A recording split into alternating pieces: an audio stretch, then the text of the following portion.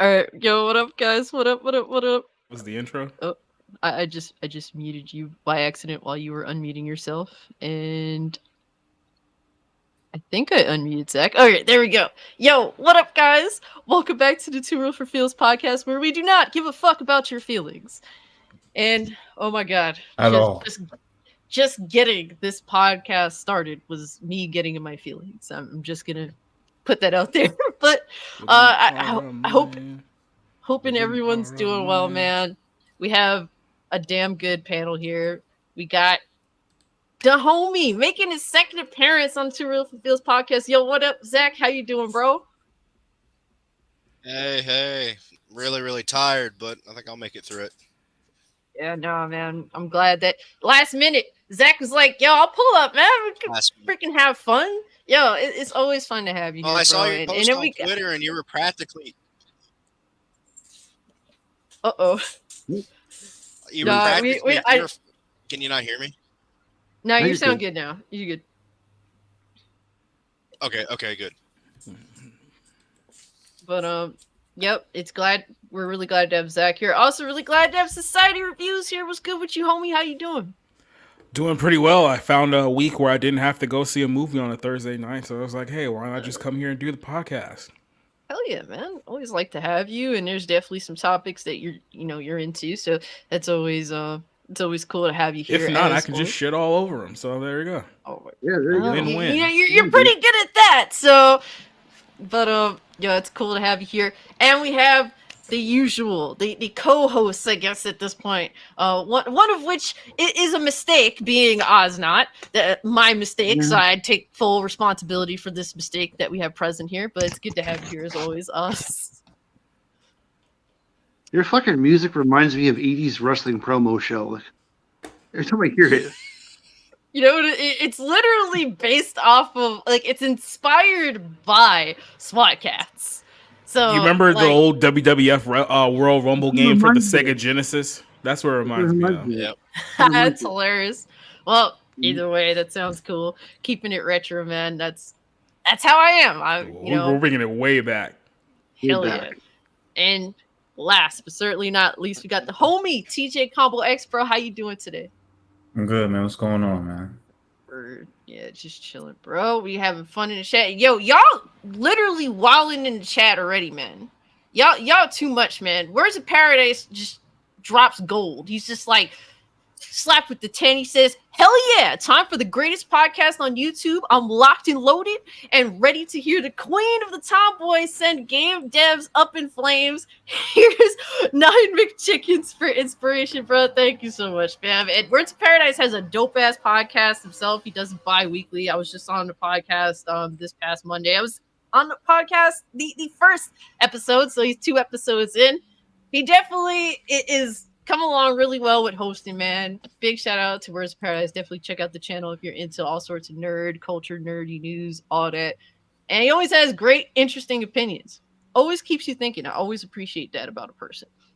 And of course, we got, the homie, the dude that made the music for the channel. Zeno, the producer, man. What's good with you, bro? Thank you so much for the music. As always, I did make sure to give you credit in the description. So if it's not there, please yell at me, but I'm pretty sure it's there. And he said, who's ready to hear Cass spit that fire? Yo, not just me, but everyone present here. So thank you so much, man. Really appreciate you. And Livewire 4K, previously Slade 4K, as well as previously Anarchy 4K. No, I'm fucking with you, bro. Thanks for the super sticker, man. It's cute. It's the little doggo with the little cheeks. I appreciate that, bro. Thank you so much for the 3. And we got Fake Bear, what's good with you, bro? Slapping $5 down here, says, have a great show tonight. I'll be back later to tune in after I eat, bro. Enjoy your meal. Appreciate you for pulling up, dropping the 5, and hanging out with us. But real quick, just want to say hi to everyone in the chat, man. Yo, what's good? Rocky says, I can't wait to cut loose. He's always ready to throw down. He's always ready to throw hands. That's the type of dude you always want on your side. Appreciate you coming through, Rocky. Neozoic says, you unlock this, the 2REAL4FEELS podcast, with the key of imagination. Beyond it is another dimension, a dimension of Ziggy, a dimension you don't give a crap, a dimension of tomboy. You're making it to a land of both outrageous and insanity of nonsense and no ideas. You've just crossed over into the Cassie zone. Yeah, pretty much. We call that out. Appreciate you, bro, for coming through. Shout out to Alex vs. Evil. G, what's good with you, bro? Always good to see G in the chat. Doba Fett. Man, thank you guys so much for pulling up. And of course, Live Wires is using all the emotes. Appreciate that. And Words of Paradise in the chat there, Xeno, bro. Hey, the Sly Crow, what up, peeps? What's good with you, bro? Hope you're doing well.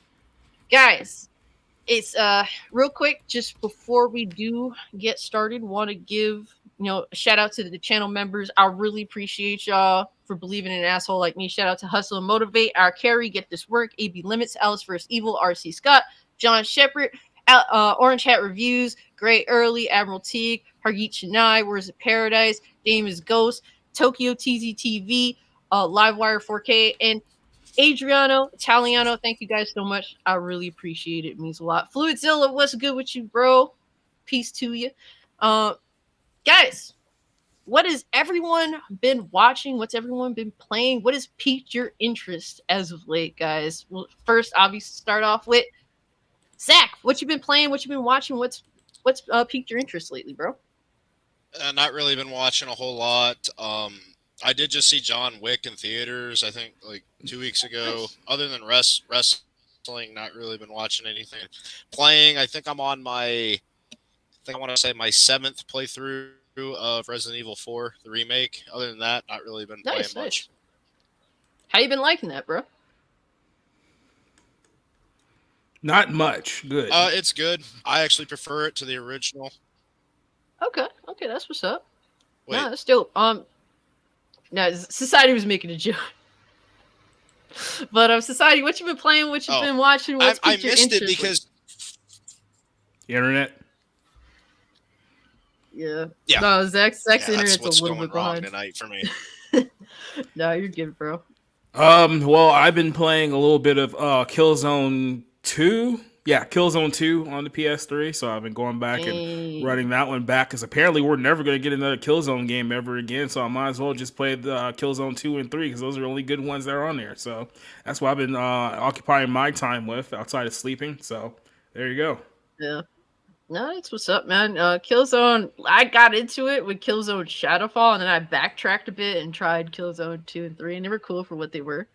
Killzone 2 was actually my first online gaming experience. I think when I started playing, I played for like a good solid 4 hours. I couldn't just stop playing. That was back when the lobbies were actually packed. Now I think they shut the whole thing down, but back then it was a complete free for all. So yeah, it was pretty entertaining. Yeah, I know with Shadowfall they have bots that kind of fill up so that you'll at least be able to get a game going, which is good, man. Considering, because some games there's just nobody to play with, so at least you have bots to get a multiplayer match going. But TJ, what you been playing? What you been watching? What's piqued your interest as of late, sir?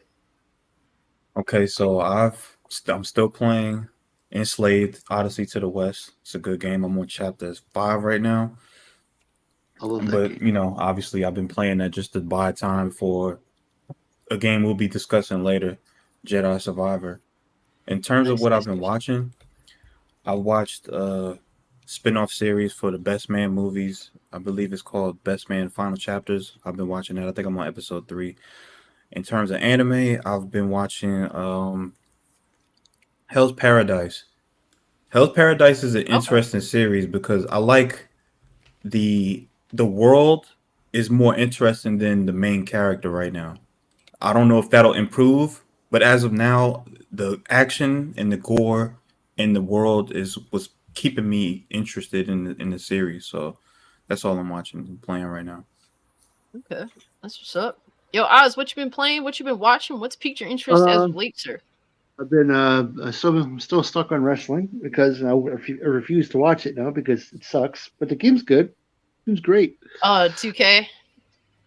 Yeah, it's great. Product sucks, but the game's good. Okay, that's what's up. But I've been watching a new show called I got into. It's called From. It's pretty cool. From? Yeah, it's called From. It's kind of like Just like these people are like chopped into town. And there's like this thing trying to kill them. It's pretty cool. There's some gore in it too. What else? That's about it. Okay. Oh man, for me, I've been playing and watching a lot of shit lately. I actually had to make a list. Literally, I was like, let me just get this down to a list because I have to keep track of all the shit I've been doing lately. So no, I literally, Rest in peace, Jerry Springer, baby. Yes, indeed. Someone in the chat, let me pull that up real quick. Yes, Neozoic said, rest in peace, Jerry Springer. Jerry Springer is a fucking interesting dude. For everything from his show to like running for office, like the guy did a lot. He accomplished a lot in his time, and he's responsible for some of the most insane fucking clips in all of television. I mean, he pretty much made trash TV mainstream. I mean, yes. Like, and it's funny because everyone could kind of watch his trash TV, from like your parents to you, to your younger siblings and all that. Like, everyone could literally watch the Jerry Springer show and just laugh at how the absolute hilarity that would ensue. So yeah, man, shout out to a man that knew how to entertain, for better or for worse, man. Rest in peace, Jerry Springer, on that front. But yeah, man, I've been playing this game called Crab Champions. Everyone laughs at me for playing it and speaking the good name of that is Crab Champions, but it's on Steam. That game is fucking fun as hell. It's just mindless fun, and I enjoy it. It's really, really dope. Runs really well. Great on mouse and keyboard, so that's great. I've been playing Mafia Remake and Mafia 2 pretty much like simultaneously. I've been streaming Mafia 2 on Kick. Been having a lot of fun with that. Vampire Survivors, freaking Fortnite. I started playing Chivalry 2 again last night. It's apparently coming to PS Plus, guys. Play Chivalry 2. It is like early this gen. It was like that multiplayer game that I was just addicted to. If you love blood and gore and decapitation of all kinds and just dope ass fighting, like seriously, it's coming to PS Plus. It's on Game Pass. If you haven't tried it, go try it if you're into that. Hell yeah, it's freaking awesome. I actually went back and played Resogun again. It's been a long time. That was like a early PS4 game. Resogun? Yes, I re-downloaded it. I was playing it last night. I was having some fun with it. Yeah. And I actually ended up watching like a whole bunch of movies with my friend RC Scott in the Discord. We ended up watching Idiocracy. I'd never seen that movie, and it's like, oh my god, we have become yes, we have become the fucking Idiocracy. It is insane to think that they predicted all the shit that's happening now, except that they thought it would take longer for it to happen, but god damn, did they have too much hope in humanity and thinking it would take hundreds of years for us to decline as fast as we have managed to. So I watched that. I watched Deep Red and Demons. That's Dario Argento, basically Italian horror mystery director. I like to say he's kind of like John Carpenter, but extremely gory. So if you're into that, I mean, like, it's pretty cool. And I ended up watching the Super Mario Bros. Movie with my best friend, and it was awesome. I enjoyed it. It was really a lot of fun, so I'm definitely happy with all that. So yeah, that's pretty much all the stuff I've been up to. And we've just been, keeping it gaming and just having fun. And John, what's good with you, bro? He says, Idiocracy is a classic. So yes, I enjoy it. I actually had fun. Normally, comedies and me, we don't really mesh too well. So the fact that I enjoyed it, and it kind of is becoming a documentary of modern day first world society. Yeah, this is reality. And he also says I've been playing too many damn games. Yes, I have like ADHD where I have to play like 500 things at once. I can't help myself. But guys, moving on to the first topic, we might as well just start hot. Talk about WWE because they introduced a new title, which I personally wasn't expecting it. I mean, I'm kind of out of the loop when it comes to WWE, generally speaking. But look, they got bought by, the parent company of UFC. It is the most interesting WWE's been in a while because of the major changes. So when it comes to, this belt, let me bring it up on here. So this is the belt. This is the title. Triple H introduces the new World Heavyweight Championship. Apparently, Triple H is responsible for this from what I was reading online earlier. This so is why they he said needs to go. Yeah, so Monday Night Raw, they announced that Triple H revealed the additional addition of the World Heavyweight Championship to the WWE title picture. When they first announced this, I didn't know it was. I thought it was going to replace like the other heavyweight title. Apparently, no, it's an addition. So it's like, how many titles do we have now? It's pretty. Let me educate you guys exactly why this is effing stupid, right? So, if you guys haven't been following wrestling, Roman Reigns has been the WWE Universal Champion since SummerSlam of 2020. So, he's coming up on 3 solid years of being the champion. Last year's WrestleMania 38, they put title versus title match against Brock Lesnar where he won. So, he's been holding the WWE title for well over a year as well. So this year's WrestleMania came and went. It was against Cody Rhodes. A lot of people apparently thought Cody Rhodes was going to win. I don't know why, but guess what? He didn't. So now Roman Reigns is still the champion. I think he's been holding the main belt for 960 something days now. So it's going to be 1,000 days when it's all said and done, at least. So they realize that they've wrote themselves into a corner here, because not only is he the WWE champion and the Universal champion, but they also signed him into a new contract where he doesn't have to work as many days as he did before, which means that he's probably not going to defend either championship for the next 2 months. So what's happened is that the networks, both USA Network and Fox, are getting upset because they're not getting enough Roman Reigns, and Roman Reigns is the top guy in the company. So you had 2 separate belts. You decided last year was a good idea to put both of them on Roman Reigns, and now you realize, oh yeah, Roman's going to be gone for about 3 months out of the time now. So now we don't have a champion for either show. So now Triple H's brilliant idea was that, hey, let's get another world championship, and let's bring back the big gold belt and slap this big ugly WWE logo on it, making it significantly worse. So now technically there are 3 world titles. There's this abomination of a world title that's going to be, I guess, the Raw world title moving forward. And now they have to decide what they're going to do with the other 2 championships. You can't get rid of the Universal title right now because that's the one that Roman's been holding for the last 3 years. And then you can't get rid of the WWE Championship because that's the title that goes all the way back to like the 1960s, your longest lineage title in the entire company. So now we're going to be in a spot where we have 3 world championships on a show with guys. They only have 1 star in this whole company, and it's Roman Reigns, and we have 3 world titles. Make it make sense. Then I can't. that I wish I could. Listen, I gave it a chance. I went when they revealed it. It looks like a big glob of golden shit with a WD name on it. It is the ugliest. I would rather take back the fucking Spitter belt over this big glob of golden shit. It's literally the WCW title with the WWE logo attached on it. That's literally what it is. Yeah, exactly. I mean, it's so fucking ugly.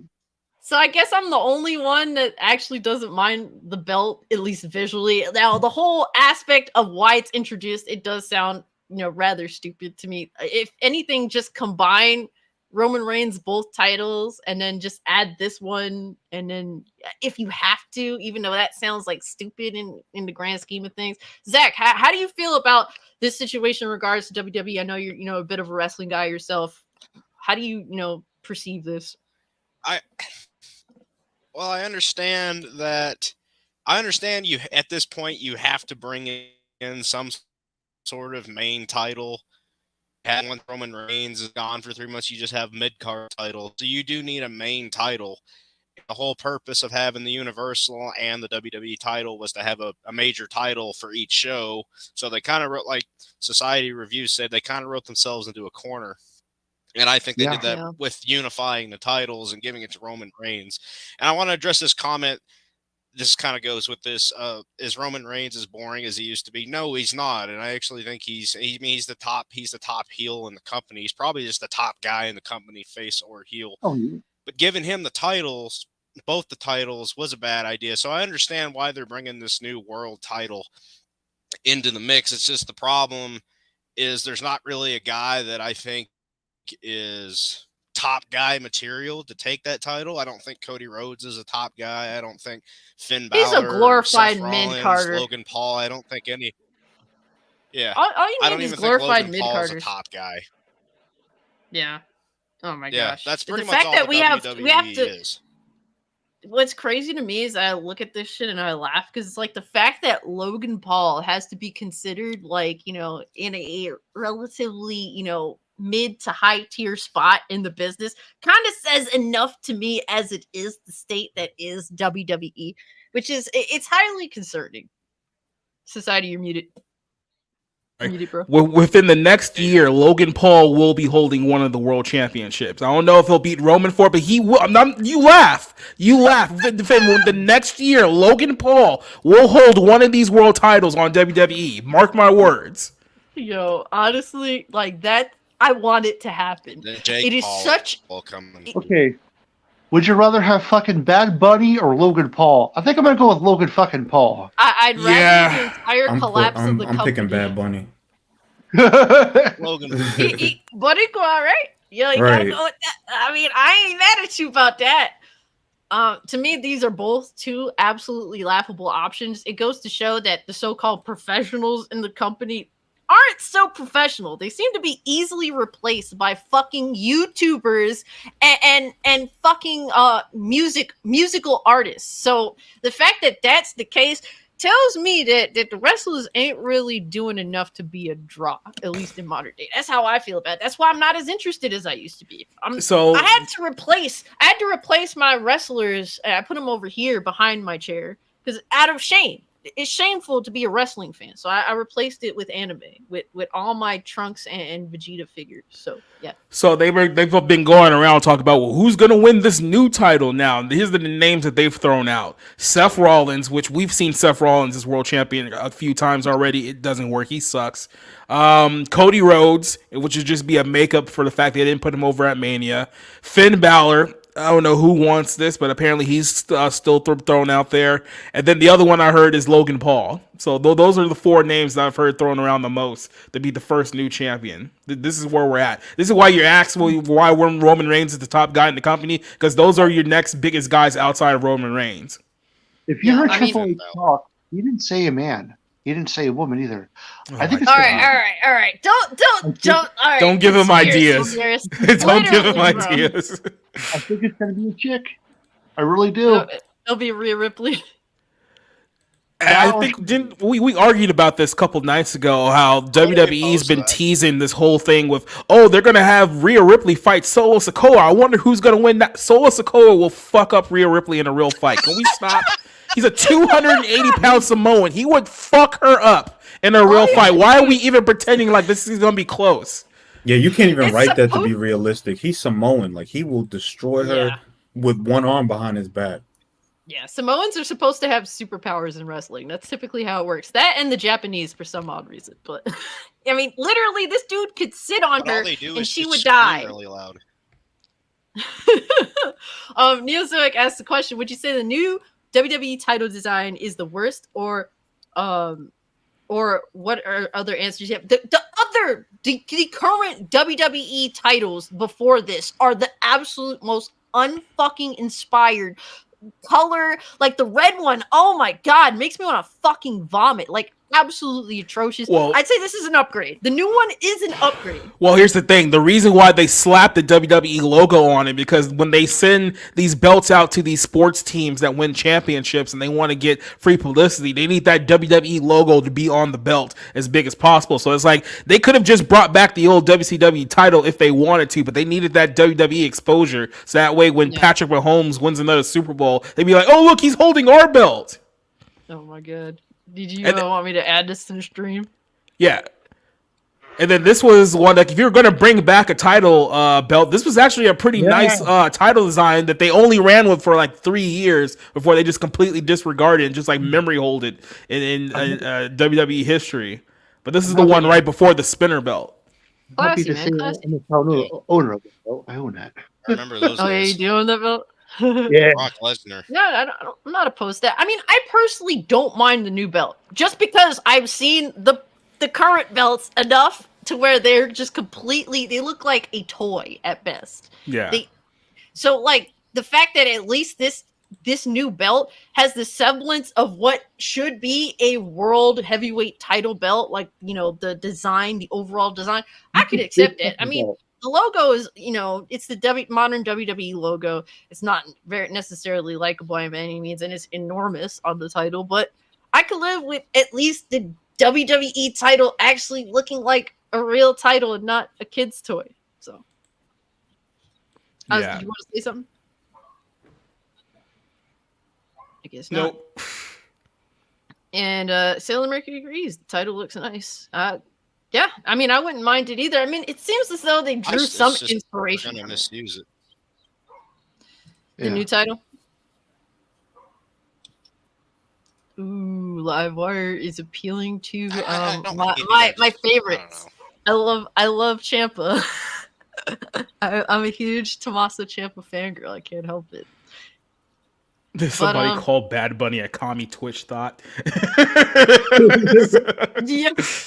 In the chat? Yeah, what was it? Yeah, Saturn. Oh, no. Yo, with the fire, bro. No, but That's heat. It's sad. The best though, I think, on their main roster is the United States Championship. I bet it looks nice.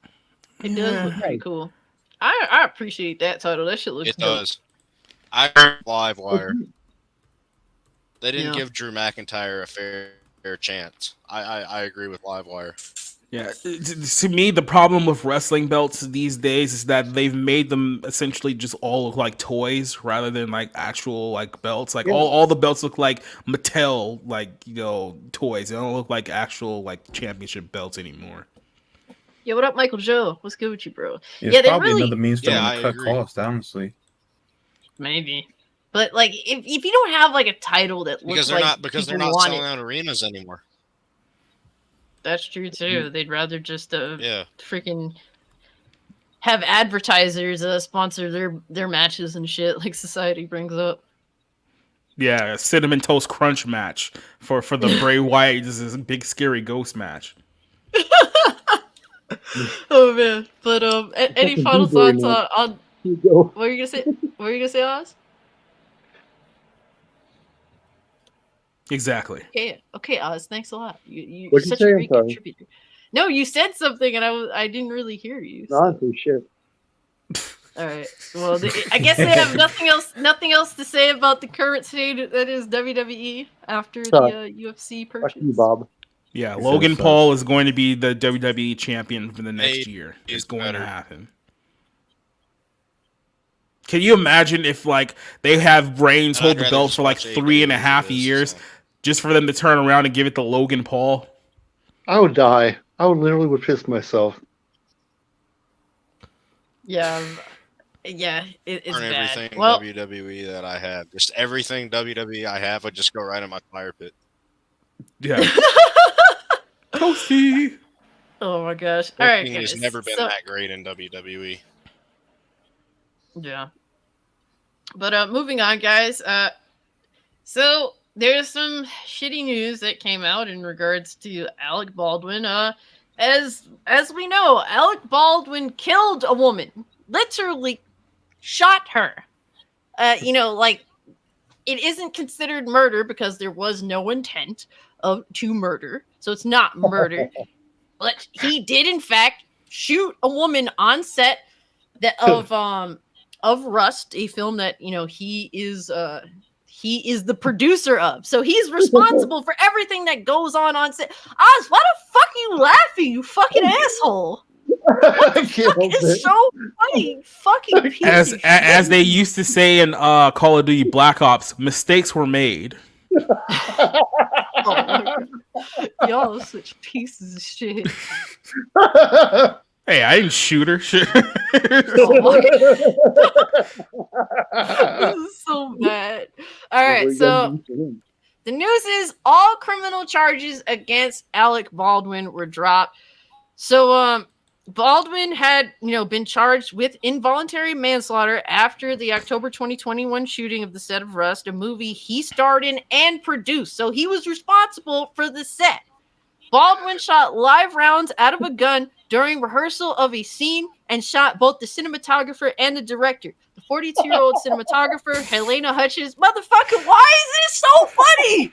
What the fuck is so funny? He literally got a collateral.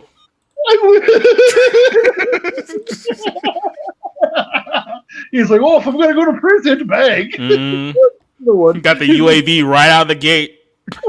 Y'all some sick bitches. Anyway, the 42-year-old cinematographer Helena Hutchins died while the director suffered only superficial wounds. The attorney Baldwin confirmed the report, blah, blah, blah. We are pleased with the decision to dismiss the case against Alec Baldwin. We encourage a proper investigation into the facts and circumstances of this tragic accident. And look, he's saying Alec Baldwin himself claimed that he had never pulled the trigger of the gun. And it just went off by itself. Apparently so. He said the trigger wasn't pulled. Okay.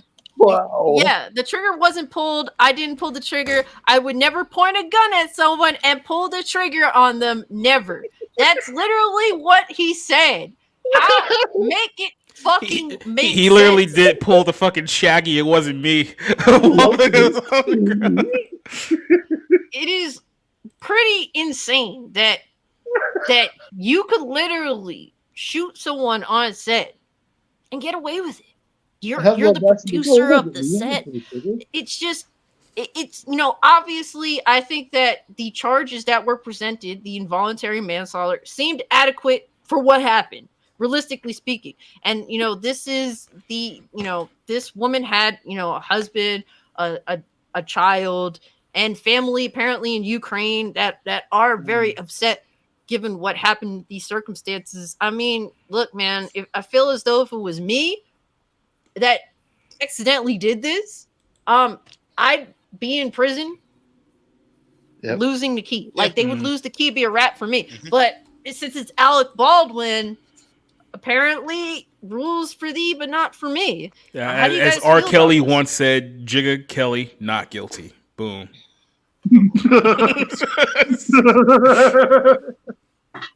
If it was any one of us, we'd be going to prison, but because it's Alec Baldwin.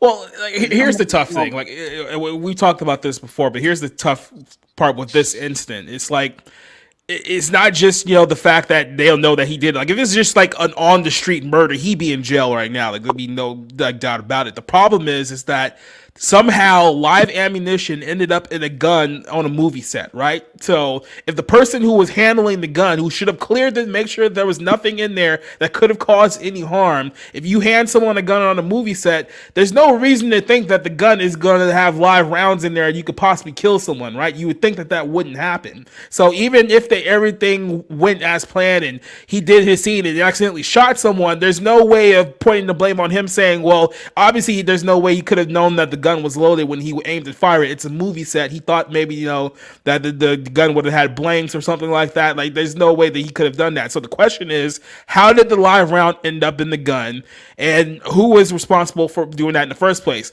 Your first instance will be, well, whoever was in charge of handling the guns probably has some questions that need to be asked, and that's the person. I can't remember the chick's name, but she seemed like she was very incompetent at her job. But here's the other problem: who hired her? If Alec Baldwin is the producer of this film, then he should have been the one responsible for hiring her in the first place, which means that if he hired someone who was bad at their job and negligent, and if someone died as a result, he would still bear some responsibility. Maybe not outright manslaughter, but there's definitely going to be some payments happening behind the scenes. I think there already have been to an extent, but yeah, someone's definitely getting paid behind the scenes after this because somebody screwed up. Whether it was Baldwin hiring someone who had no business being in that job to begin with, or the person who's just an incompetent idiot be like, oh yeah, here's a gun, nothing's gonna happen, boom, oh, you're dead. It's like, oops, guess I left one in there. Yeah. Oops.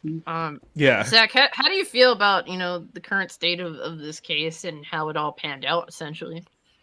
I mean, I can see it from both sides. I understand what society is saying. I probably lean more towards on his side, but I've heard a convincing argument, like, he says, oh, well, I shouldn't say a convincing argument. I'd say a somewhat argument that stands on its own.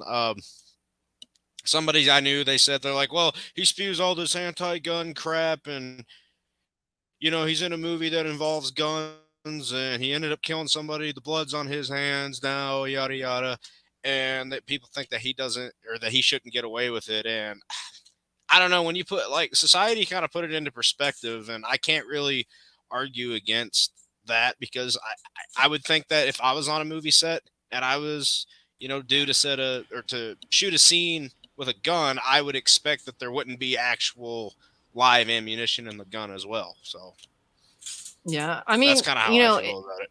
It's one of those things where people do involve their politics, especially with someone that has been so like outspoken, such as Alec Baldwin. They're gonna, show malice, especially when it is ironic that someone so anti-gun ended up shooting and killing someone. There is an irony in that sense. But I did hear on set that he didn't really care to, actually, do all the provisions when it comes to gun safety and all that. And from what I've heard in regards to Hollywood, the way they handle gun safety is completely antithetical to literal gun safety. When you are a gun owner, the first thing I would hope you understand is gun safety measures, and the way Hollywood has their rules about how you deal with firearms on set just does not seem correct at all in any semblance. Like the person that is actually holding the gun apparently can't look in it and actually cannot tamper with it in any way. That to me would eliminate me from ever being on a set in Hollywood and holding a gun or being shot at. I would refuse to have either be in a scenario of either. And Sailor Mercury brought this up in the chat too, and the reason why they do it like this, because like I said, it's like, why didn't Baldwin check the gun before he fired it? Well, like I said, technically he's not supposed to. When the armorer gives you the gun, you're not supposed to tamper with it in any way. You're supposed to just use it. And the reason why they do that is liability. That way, if something like this were to happen, the armorer says, okay, here's your gun, and then Alec Baldwin checks it or does something to it, looks in the rounds, and then fires it, then it goes off and kills someone. The armorer can say, well, hey, it was good when I gave it to you, and then you did something to it after the fact, and then used it after before I had a chance to check it, and someone ended up dead. So the liability is on you. So the reason why they do it like that is because when situations like this happen, they can say, well, it wasn't my fault. The gun was good when I gave it to him. So then they can make that argument in court. Well, you had to have done something to have messed it up because it wasn't like that when I handed it off to you. So, I mean, yeah, it's dumb. And like I said, someone just hands you a gun and be like, here, shoot the scene. Everything's fine. And you're supposed to trust that person that they know what they're doing. It's like, okay, well, I guess his gun is good then. And then bang, something like that happens. And now you're in a legal battle for the next 18 months in your life because somebody didn't do their job the way they were supposed to. Yeah, honestly, it feels like to me, I always have to default as, when it comes to gun laws and gun safety, I have to default to the person holding the firearm being the most responsible. That's not how it is in Hollywood. I think that they should consider changing. For me, if you're going to hold a gun, apparently from what we've heard, Baldwin was shooting that gun on a set where the scene didn't even call for it. So it's likely Homeboy was literally fucking about and thought, oh, it's a blank, I could shoot it, it's no big deal. And from what we heard, it seems as though that particular scene didn't even call for that. And before the camera was even rolling, yes, he had a gun that was supposed to have had a blank. And apparently he was shooting it with a scene during a scene that didn't even call for it, which may have, that's what I heard, which has led to the death of a woman, man. There's just a lot here, man. It is definitely not black and white outright, but I do feel as though there was blatant negligence here, ignorance, negligence. He knew what he was doing, man. He did that. It's okay. It's one hell of an info. Damn, and they are on set. Apparently, from what I'm hearing, we'd be going to jail. Slamma-jamma. Yeah, that's what it is. Jail. Yep, and calling you soap dropper. Judicial system at work. Yeah, I got news for you guys. Everyone here and everyone in the chat. We're all a bunch of peasants. I don't personally believe that about myself. I don't believe that about any of you. But we are the peasants of society. We're the ones that make the government everything work, right? But the government does not work for us. We are the fucking sheep. We are the peasants, whether you like it or not. That's just the sad reality of the situation. If we were in this situation, we would be fucked. But since it's Alec Baldwin, I guess it helps. It helps when you're friends with a bunch of fucking, Politicians, Epstein Slaughter. Islanders. Mm-hmm. Yeah, it definitely helps when you're friends with a bunch of those fucking people, right? But it's just it's slightly enraging, but at the end of the day, I'm not surprised because either you're a part of the club or you're not. That's just how it works, man. Sad to say. Yep. Oh man, yo, Iron Man, what's good with you, bro? Thank you, Iron Man Rich the Swag Lord, for becoming a mainstream member. Thank you so much, sir. Thank you, appreciate you. It's good to have you here as always, fam. Much love to Iron Man Rich the Swag Lord. But any other thoughts on this whole Alec Baldwin situation, on how this case ended up turning out? I thought you said.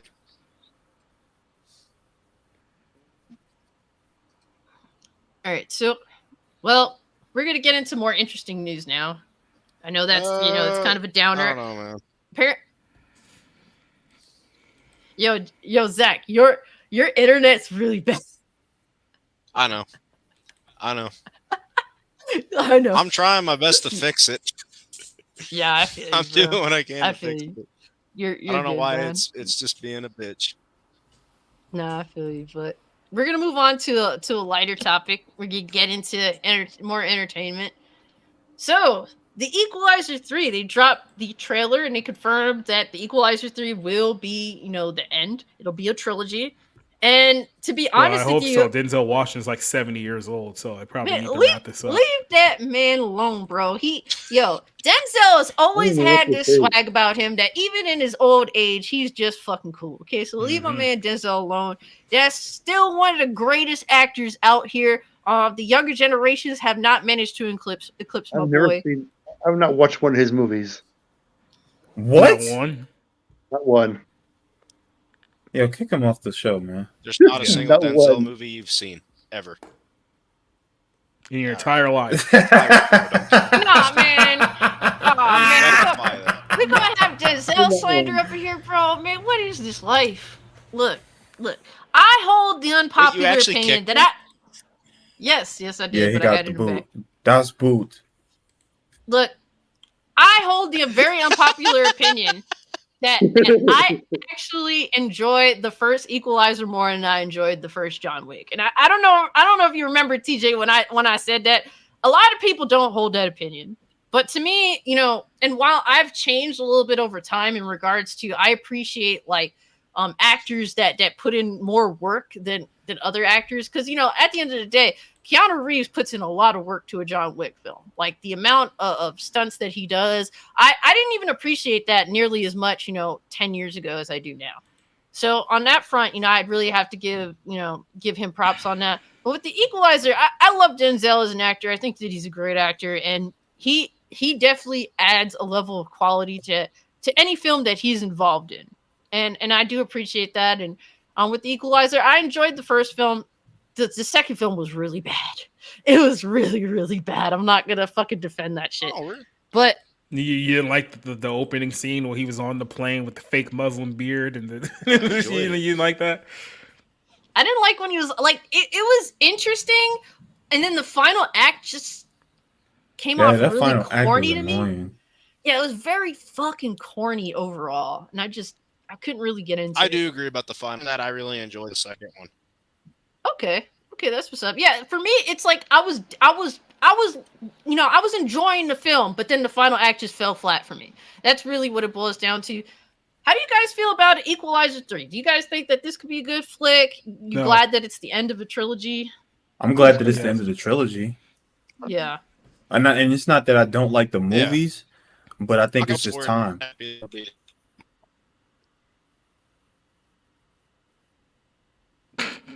Yeah, so in other words, no, it's going to be not a great movie. But I enjoyed the first one. I actually enjoyed the second one more.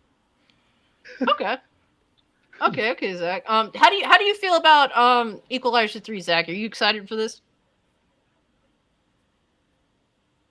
I think it's going to be fucking awesome. I'm prepared for if it's not, but I think it's going to be pretty fucking awesome. And if it's true and it's the end of this trilogy, I think it's time. I don't think you need to. I don't really think they needed to do another one after the second one, but if they're dead set on this being the end of a trilogy, I think it really is time to stop before we become a big 10, 11 film franchise, because I don't think that's what the Equalizer needs either.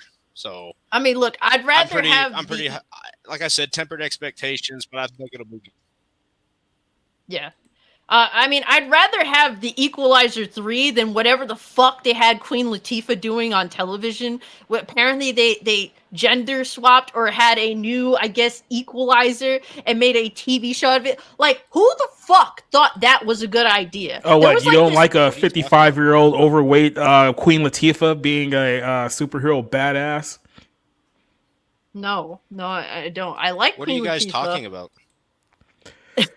That's the best way to go about that. Some of the stunt work for that show is absolutely hilarious. Like, there was this one scene where Queen Latifah, and they actually thought that this was a good idea to use in an advertisement, because I didn't bother watching the show. I simply just watched the advertisement, where Queen Latifah just flops on this fucking on this table, and just the way that it happens just made me die laughing. So yes, like, I'd rather have the Equalizer 3 with Denzel that actually has a production budget behind it, and is an ending to this, because it seems like this movie wants to go about it in a way that, where Denzel's character is looking for peace. Like, he's apparently in Italy, and he's like, yo, I kind of like it here. I like these people here, but bullshit happens. And he's trying to, I guess, make that sort of his last call. This is where he wants to end up, and just let it be what it is. So I'm interested on that front. How do you walk away from that life? That's always an interesting thing. If it be in mobster flicks, if you're an assassin, all that shit, how do you walk away? Or can you walk away? That's always interesting to me. No, we answered that question. It's called John Wick. No. Okay. Stop comparing this shit to John Wick, okay? Just because the first one came out at the same time as John Wick, man. I'm an Equalizer stan, man. Leave me alone. But look, I'm excited for it. Yeah, I was gonna say. So I watched the trailer. I tried not to watch all of it because typically they tend to spoil sometimes. But I think they did a good job where they didn't give enough information. They gave you just enough for you to be able to be interested in it. Where it's like, okay, you get a sense of, okay, I'm at peace. I'm retired. I'm enjoying where I'm at, where I am. The people have embraced me. And then we have to deal, and then they introduce what the conflict is, because that's how they led off with him being at peace. Then they introduce the conflict. So, I mean, I liked what I saw in the trailer. I'm definitely going to see it, and I am glad that it's the last one, because honestly, I think it's just, I think him and like Denzel and Antoine Fuqua have like a relationship and a synergy that works very well with their movies that they work together in. So I think them ending on this note is perfect. Just don't make any, you don't have to make any more. Just trilogy is perfect. We'll go with that. So I'm sure I'm gonna appreciate this movie. You know what should have been the last one? The last one. The last one was bad though. So if this one ends up being good, emphasis why it should have been the last one. But it's Denzel, and he sells tickets. So I see this being the last one, and them stating that it's the last one. They're probably not gonna leave some weird open end for it. They're gonna close it off with on a high note, hopefully, and that'll be fine. I like Antoine Fuqua's work, so I don't have any disparaging words to say other than hopefully it's good.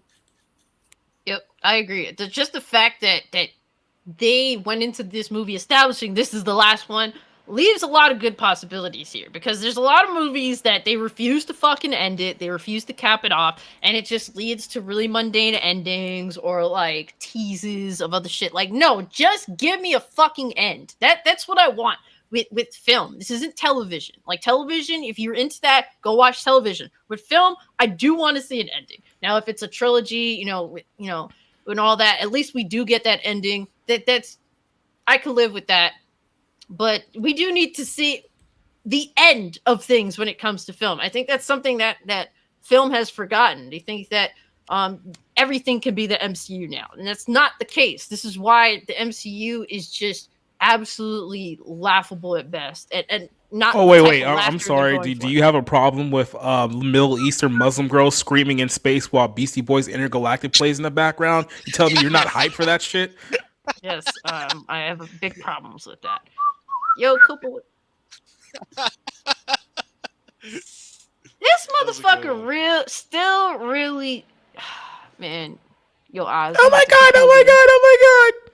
He's literally promoting the Mario movie during our live stream again, Wait, as what do if you mean? all the times. $9 million. $9 million, but No, $900 million. If it was $9 million, it would have been a flop. Yeah, I think it made like $9 million in like the first hour it came out. Yeah, they're saying he's gonna hit $1 billion. Oh my gosh! But look, I'm hyped for Equalizer 3.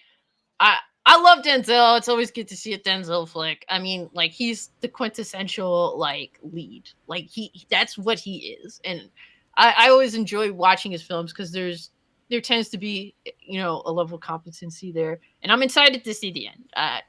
It's one of those things where a lot of films they never want to end. So the fact that this is a selling point to me, the fact that we're getting an ending is that a sad state of Hollywood affairs? Yes, but in the very least, I could be excited for it. The only time I can get hyped about a movie franchise when they tell me that it's over. Literally, bro. But yeah, guys. We're gonna move on to gaming, man. Gaming, because the Street Fighter 6 demo dropped, and I have some interesting thoughts on it. I know that Oz is really hyped for the game. I've been kind of like middle ground, like I'm open to it. But for me personally, if you don't have Fei Long there isn't much for me to get hyped about. I'm sorry, I'm a massive Bruce Lee fangirl. I always go for the Bruce Lee knockoffs in all fighting games, even though I'm not much into fighting games. Like personally, I play them very casually. But I will say this new Street Fighter is doing a lot to appeal to casuals, to the shitty players, to the button mashers. Because I'm one of those. I'll learn like basic combos, but as far as that, like going further beyond and transitioning into actually knowing what the fuck I'm doing, that's not really a thing for me with fighting games. Okay, I enjoy the story, I enjoy the lore, I enjoy the characters and whatnot, and I think Street Fighter 6 is cool. I like it. I will say though, the character creator, Oz, I don't know if you want to get into it. What are your thoughts on the more casual side of it? The it's character fun. creation in that world. The character creation is fucking insane. Yeah, The hair sucks. The hair selections suck ass. But if you want to make some fucking weird, holy shit, transforming looking cat type of character, if you catch my drift, you can do it easily. Oh my god, yo, you can make a absolute abomination of a human being in this game, if you can call it that, if you so choose to. If you want to just, if there's some people, like shout out to the homie Side Viper, who will make the most ridiculous looking thing possible with a character creator. So if you guys are into that, they got you. Now, for me personally, I went into the character creator and I said, I want to create Revy Lee from Black Lagoon. And unfortunately, due to how terribly shit the hair options were, they did not have a simple bangs, like spiky bangs with, the ponytail. They didn't have that. So I had to pull basically a audible and actually change this up. I was like, maybe since the afro was the best looking hairstyle in the game. Crazy enough, it's the afro that's the best looking one in the game. Everything else looked absolutely garbage. I'm like, maybe I'll make OG Foxy Brown. And so I tried to do that, but so I go back to the skin options, and there were no dark skin options that look realistic. They either looked too reddish or they looked too like dead looking, like this grayish black, black tint. It's like, what is going on? Like the skin color options were absolutely atrocious. So I could not make a Foxy Brown. So essentially what I did was make a middle skinned looking woman, I guess you could say Hispanic, with an afro. That's what I had to go with. So the character creator options, while they are deptual, it clearly did not do the best of jobs. And it's kind of crazy because if you look at Monster Hunter Rise, as well as Monster Hunter World, the character creator knows is is amazing, like way better than the character creator in this Capcom game. And I must say, all the NPCs, the created character NPCs in the game, they all look bad. They just it really, it's a huge difference from the actual characters in the game versus the created characters in the game. I don't know what they did there. I wish there was just a little more. I just wish they worked on it a little bit more. At least give us more hair options that actually look viable. Because to me, 98% of those hair options were fucking garbage. That's how I feel. I think through time they're going to add more. I mean, they might add I don't know, bro. They might do like free updates here or there, post-launch content to where, they add some more like custom parts because they're really big into the custom creator. I mean, the creative character. So they may add more things down the line. Yeah, I mean, I would hope so, or maybe, just maybe, they'll make you pay for those different hairstyle options, because that's what I feel like it's going to. Likely, you're probably going to pay for more hairstyle options, so that's probably going to be a thing. That's kind of what casuals are into. They want to have all these options and all these skins. So, Zach, have you by chance played the Street Fighter demo or nah? No, I'm probably not going to, and I'm probably not going to actually get the game when it comes out because, like you just said, maybe, just maybe, they're probably going to make us pay for minuscule bullshit. And honestly, I'm kind of tired of that in today's gaming world. Yeah. And yeah, I mean, I've not even really been into Street Fighter that much as like I casually play it, and I just haven't tried out the demo, and I've just really had no interest in it whatsoever. Yeah. I know it's gonna. I just know it's gonna be one of those live service bullshit, and then they'll put in all these shitty microtransactions. I'm just waiting for the day that's announced. Yeah, no, I feel you. I will say this. I'm interested in anime.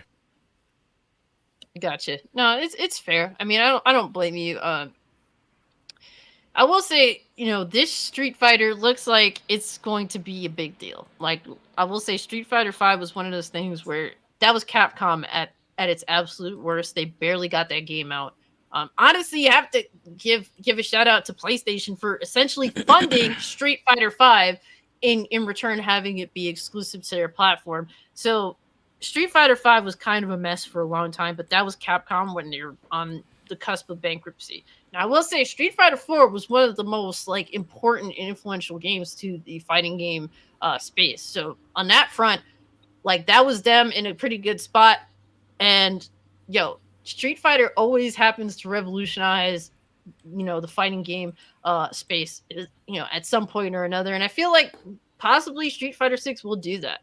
I don't know, Oz, if you kind of made the correlation, because I know you're not much into Yakuza, but the Street Fighter sort of world fighting thing, that whole thing reminds me of Yakuza. I feel like they deliberately ripped off Yakuza. I actually like that because I love beat 'em ups. That's my favorite genre in games. I love beat 'em ups. Yeah. So I really tried to make Max from Streets of Rage, but I couldn't do it. Well, I'm going to try it again though.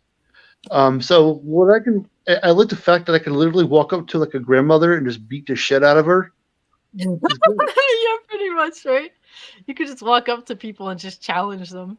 Go, hello, oh, look, it's a random pink hair. I'm gonna whoop the shit out of it here.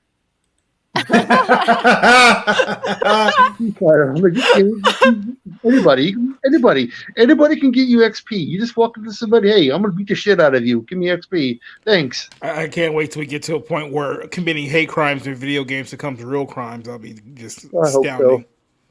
Oh, good.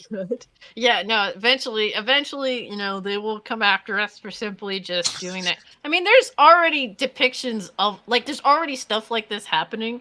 Sad to say, it happens in very minuscule ways, but unfortunately, there's some countries where they really do take jokes extremely seriously in regards to the gaming space, which is ridiculous. But yeah, I mean, I think that this Street Fighter is going to be pretty big. Will it be as big as Street Fighter 4 to that, when that came out? I don't know. But I will say, I think a lot of people are going to be into Street Fighter 6. It just is very accessible to pretty much I everyone. think that's why I like it so much. It's just so fucking over the top and just crazy. Like Yeah. I know I like games, dark gore games are cool and all, but sometimes I just like fuck it, throw it to the wall, let it stick, and see what happens.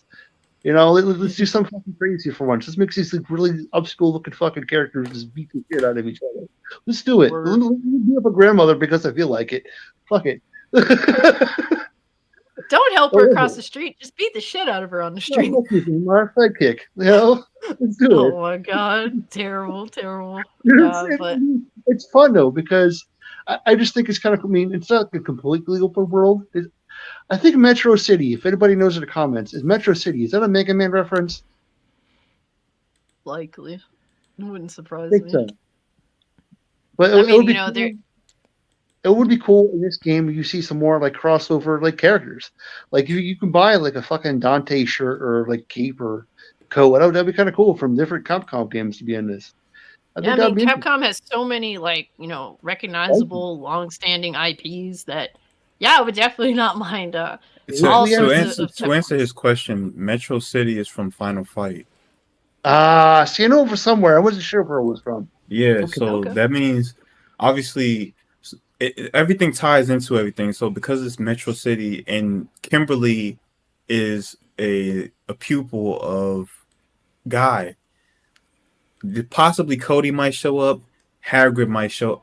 I think his name Hagrid. He might show up. Okay. Is his name Hagrid? I'm blanking on his name right now. Hagrid, right. You're talking about the really weird looking dude. The big guy. I'm blanking on his name. It's not Hagrid. I'm thinking of Harry Potter. But, it's Hagrid. That's his name. So Hagrid. He's the mayor of Metro City. So there may be some appearances of these characters in this city when they fully roll the game out. So I'll be interested to see that aspect of it. Okay. But the game, it sucks that they had no online. Yeah, I know, but like, because it's hackers. I kind of fucking sucked. I like to see how they tested online. You know, at least a little bit. But the gameplay is fucking awesome. Like I was destroying the fuck's that dude douchebag that runs around like a princess. What the hell is his name? The new douchebag, the new poster board they got for Street Fighter. Oh, you're talking about Luke? Luke. By the way, he's not Ryu. He's never gonna be Ryu. Fuck out of here. He ain't no poster boy. Fuck out of here. It's strange. Either Chun-Li or fucking Guile. That could be a poster boy for that game. I mean, it's weird that they went with Luke over Ken. That just naturally makes you raise an eyebrow, right? No, I mean they've done this with Street Fighter 3. Originally in Street Fighter 3, Alex was the face of the series, and then when people weren't happy about that, that's when they brought back Ryu, Ken, and Chun-Li to, you know, I think it was, I forgot what the second one is, Second Impact, and then obviously Third Strike. So I like Alex though. I thought Alex is pretty cool. I mean, playing devil's advocate, you know, worst case scenario, they're doing this situation which didn't go too well with, you know, Street Fighter 3. Do you think that they're making this game extremely accessible to hell with the old audience? We'll find a new audience while doing this shit all over again? No. I think so. Oh. I wouldn't be surprised. I think so because of the combo. So they have like and this was introduced with like, and I won't say like DB Dragon Ball FighterZ was the first game to do it, but it's the first that I recall as of recent memory where they have like auto combos. And I think they have something similar to that in this game. So they're trying to make it more casual for people to be able to play it as opposed to the old school way where every input and everything is done intricately so that you can be able to execute it properly, knowing frame data and everything. So I see that they're trying to get a more casual audience with it. Yep. And if I'm not mistaken, I heard that there's supposed to be like a 30 frames mode or something like that in the game. Probably. Which is strange because fighting games they hang their hat on everybody understanding timing and frame data. And if you lower the frame rate, it ruins the data. Yes. What I did notice that was really weird to me, obviously knowing that myself too, was that playing it on PC, I had like, I could go 60 FPS, 90 FPS, I think 120 FPS. I defaulted to 60 because that's what people are used to playing fighting games on. That's what I'm used to playing fighting games on. So I did personally find it strange that I actually had, frame rate options. I will say playing on PC, I maxed it out. The game was completely maxed at 60 FPS. No problem. No frame rate drops. Everything was cool on that front. I think it's the best bet that they kind of have like a I don't know, like an amateur mode, like a casual mode, because if I'm getting more invested in this and I like it enough, I mean they've added a shit ton of fucking options to and just guides to fucking get you turned into a pro. Maybe they've added a lot of fucking tutorial shit in here, and to literally sit down and just teach you. I mean, there's a lot of shit by character by character by character, and they showed that, and that's crazy. I mean, hell, you did stuff for like people that are visually impaired with the whole beeping shit, the sound effect shit. I mean, that's pretty awesome. Yeah, I think overall, what were you gonna say, Oz? They want everybody to play this, even if you have some type of handicap. Hell, they want you to play this. I mean, I think that's really fucking cool. I think that's cool and stuff. No, I feel you on that. Well, I mean, personally, I think it's pretty cool. I'm kind of interested in it. Still, I do want Fei Long. If they put Fei Long in the game, I'm buying it. It's really that simple. Will I maybe buy sooner? Maybe, but not day one. I had enough taking chances with day one purchases, especially from Capcom, and I have to default to Street Fighter V's launch. So I feel as though, guys, if you're hyped for Street Fighter 6 day one, there's going to be a lot of people buying it. I don't see this game not performing well. I think it's going to be bought in gangbusters. So be prepared for them servers to be crashing and failing. Oh, yeah. It is what it is on that front. I think that people are definitely going to be on board with this. Like, it's visually stunning. When it is running, the boards are beautiful.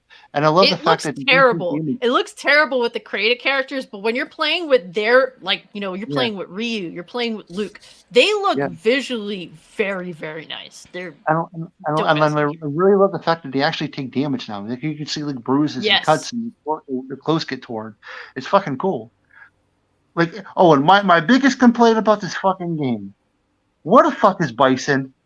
Where the fuck is M. Bison? They don't care.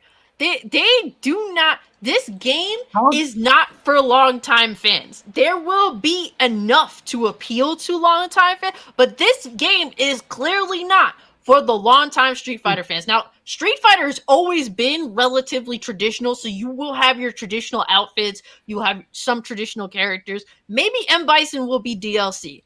But this is not for the traditional audience. That I honestly feel is the case. Capcom, if you can hear me, fucking villains are important. And like, one of the biggest movies, also about Mario, Bowser is one of the coolest fucking villains, okay? It shows you how important villains are. Put Bison in this fucking game. He's an important fucking staple in video games and villains. He's one of the coolest villains ever. We actually don't know who the villain is. Yeah. Hold on a second. Capcom just responded. They said, suck a D. So, there you go. Well, so Rise of Paradise, I don't think it's fair to compare Street Fighter V day one when we've had DMC 5 and all the recent RE games that were extremely polished day one. So the reason why I specifically, call out like Street Fighter 6 as possibly being like problematic day one is just because like day one servers is always bad for most games. I think that this game is going to do tremendously well. When it comes to DMC 5, the game is extremely polished. You don't have to worry about the online. Same thing with the Resident Evil games. And I know Resident Evil 3 had like some fucking multiplayer that nobody gives a fuck about anyway. So I'm sure that the servers weren't necessarily strained for that by any means either. I'm just specifically looking at Street Fighter 6 because there's going to be a lot of people day one trying to get games in. That's really what it's going to boil down to on that. So definitely be prepared for that. Hopefully Capcom, it's not a big deal for them. They got it handled. This is crossplay. So not only is it going to be online multiplayer, but crossplay across all the consoles and PC. So that's just literally that is a lot. That is a lot on any company day one. So be prepared. It's just inviting problems into the game. It is, but it's a necessary problem in the grand scheme of things. That's what keeps games alive for longer periods of time when you do have crossplay, you know. So I think that it's important that anybody could play with anybody. Like if if you're on your Xbox and you want to play Street Fighter with me, all we have to do is send each other our usernames that's on, Street Fighter 6, and we could throw hands, and I could be on my PC, you could be on your Xbox, or I could be on my PS5 and you could be on your Xbox. That's the cool thing about it. I think it's a very necessary thing. It's become normalized to have crossplay. It does bring more problems, but hopefully they're prepared for all these problems and they get ironed out as soon as possible, or aren't even a problem to begin with. So Neozoic says, to answer the question, Bison was dead in Street Fighter 5, and 6 has taken place after Third Strike in terms of Street Fighter timeline. Yeah, I mean, it makes sense. But it is disappointing not to have Bison. Yeah, I feel as though it'll probably be DLC. There's, I understand that you have to follow the story of the game itself, but DLC is just DLC. You could throw that shit in there. It's not a big deal. But, yeah, guys, to be honest, I don't know where Vega is. I have no idea. Honestly, I didn't pay attention to Street Fighter 5 story. I did not pay attention. Yes, Hadouken! Yes. Big ass dude, the ball spot in patch. The big ass dude, Tiger Uppercut. Where the hell's he at? Oh, Sagat? Yeah, Sagat's not even in it. We don't know that. We don't know if that's the case yet. The reality is that you will be getting these characters, but with a separate purchase. Have fun, motherfucker. People like our homie Blake Boy. Oh, he gonna buy all that shit. He bought almost all the stuff with Street Fighter 5 except like the tournament stages. He didn't give a fuck about that. Everything else, yeah, he bought it up. Capcom fans, they will buy all that shit. Yo, they will buy all of it. They don't care. It is what it is. Shout out to y'all for spending the bread on what you love. But goddamn, Street Fighter 5 was an expensive piece of business. Let's just put it that way. But any final thoughts, Oz, on the Street Fighter 6 demo? I'm so excited to play it. No, I feel you on that. Real quick, we're just gonna do a little roundup, man, because first off, I do have some funny shit to show you guys. That I'm not gonna lie, maybe a little too spicy for YouTube, but hey, I like to play on the edge all the time. So shout out to the homie for posting this. Apparently, Goofy's head goes for $19,000 at auction, and this motherfucker said it can't be that good. And look at the fucking gift. Yo, I should be dying, bro. Let's too high. Look at him. And if you zoom in close on that GIF, Ozzknot is the one that's getting service. Yeah, I do not want to see Ozzknot's cheeks. All right, so we are moving on very quickly from that. Okay, we're no endorsement of monkeypox on this show. Oh my God.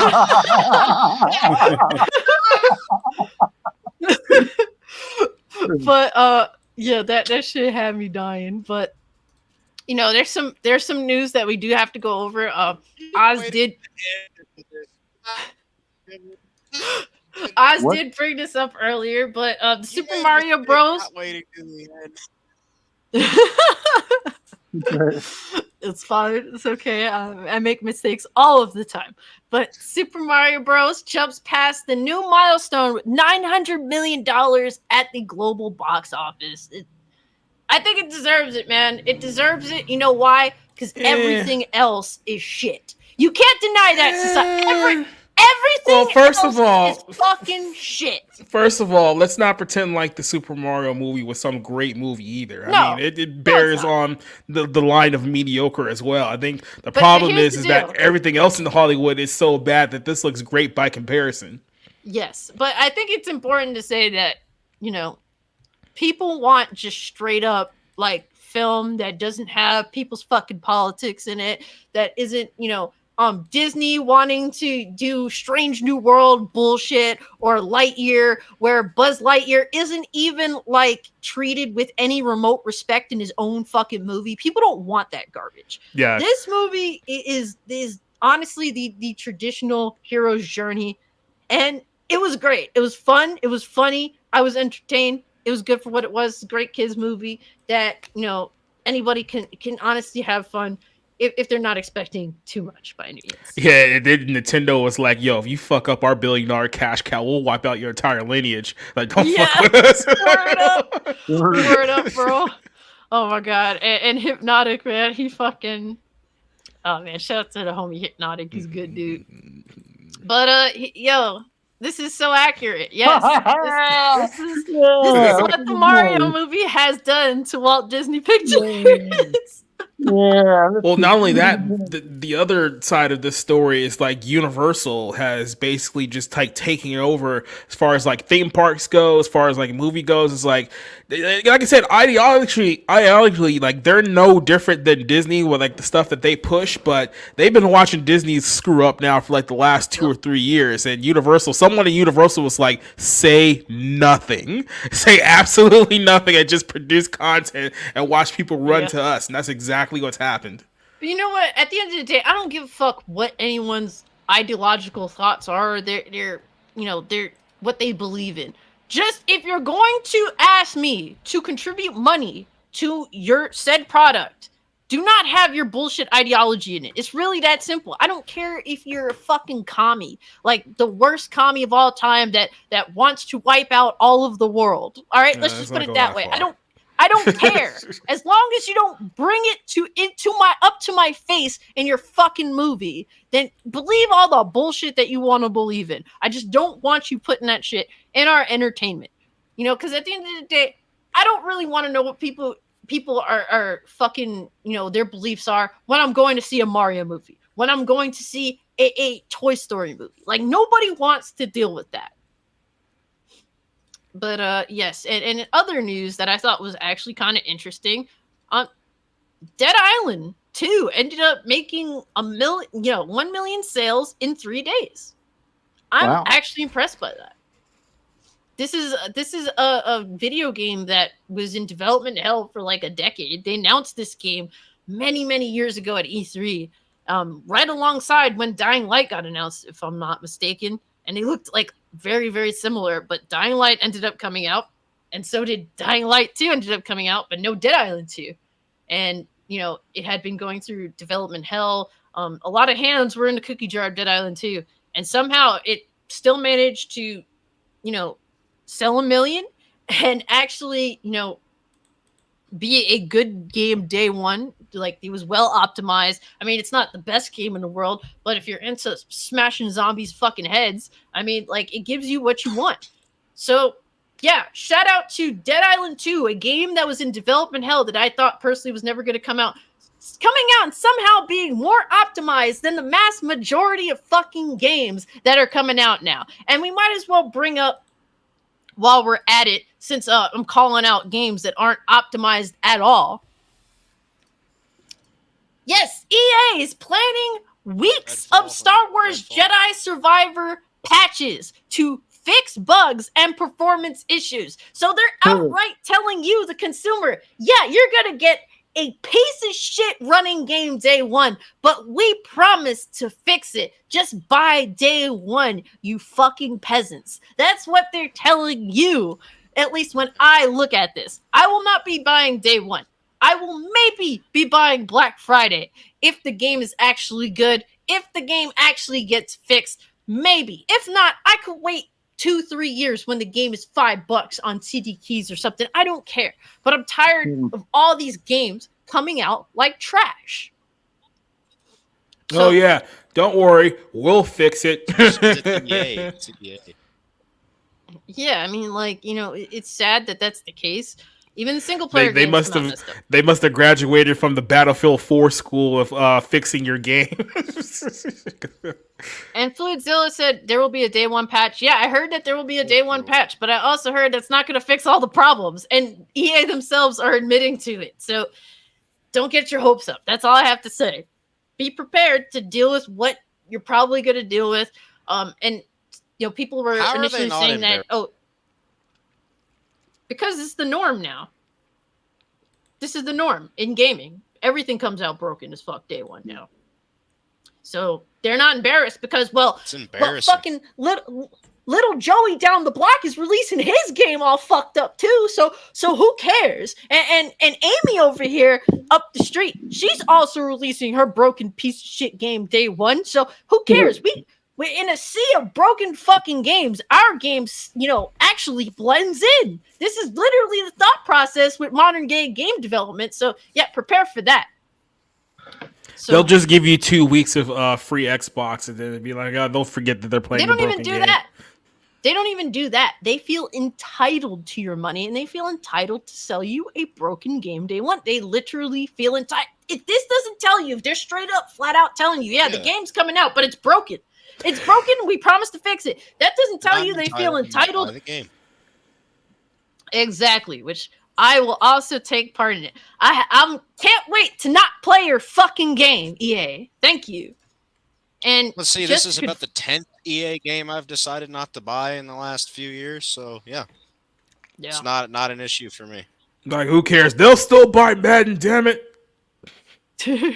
Pretty much, right? But I'm not ACG, buying Madden. I mistakenly bought Madden this year. I'm not buying it next year.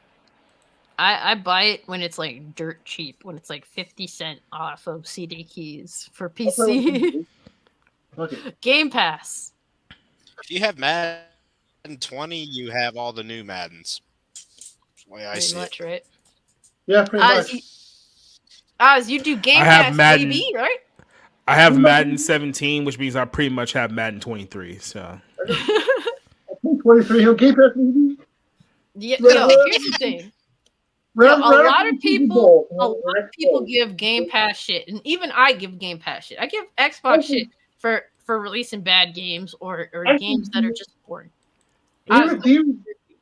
Oz, it sounds like you're speaking from underwater right now, by the way. I just hope you know that. Hold on. Terrible. But reality is that people shit on Game Pass because a lot of boring games come out on Game Pass. A lot of games that aren't really that good come out on Game Pass. But do you really feel as though you should be paying $70 for broken games day one? They might as well be on Game Pass because I don't feel as though I want to buy any of these fucking games. So, look, if you're going to release a broken game, put it on Game Pass. You should understand this by now. As long as they can get enough people to buy the movie, they don't care about the quality of their game. You already got your money. Yep, if you can advertise and hide enough. But it's... But, Oz, were you going to say something, or is your mic still fucked up, sir? Oh, Game Pass, baby. That's it. Game Pass, baby. No, I was gonna say, like a few days before the fucking Super Bowl, they had Madden up on Game Pass. So 2 days before the fucking Super Bowl, they had it up there. Yeah. Great. Yo, Zeno said I still got his head in that Mario movie coochie. Facts. Big facts. Yeah, it's what it smells like money. Hey. You sound like a disembodied voice. Right. Sound like an apparition trying to speak to us. Yeah.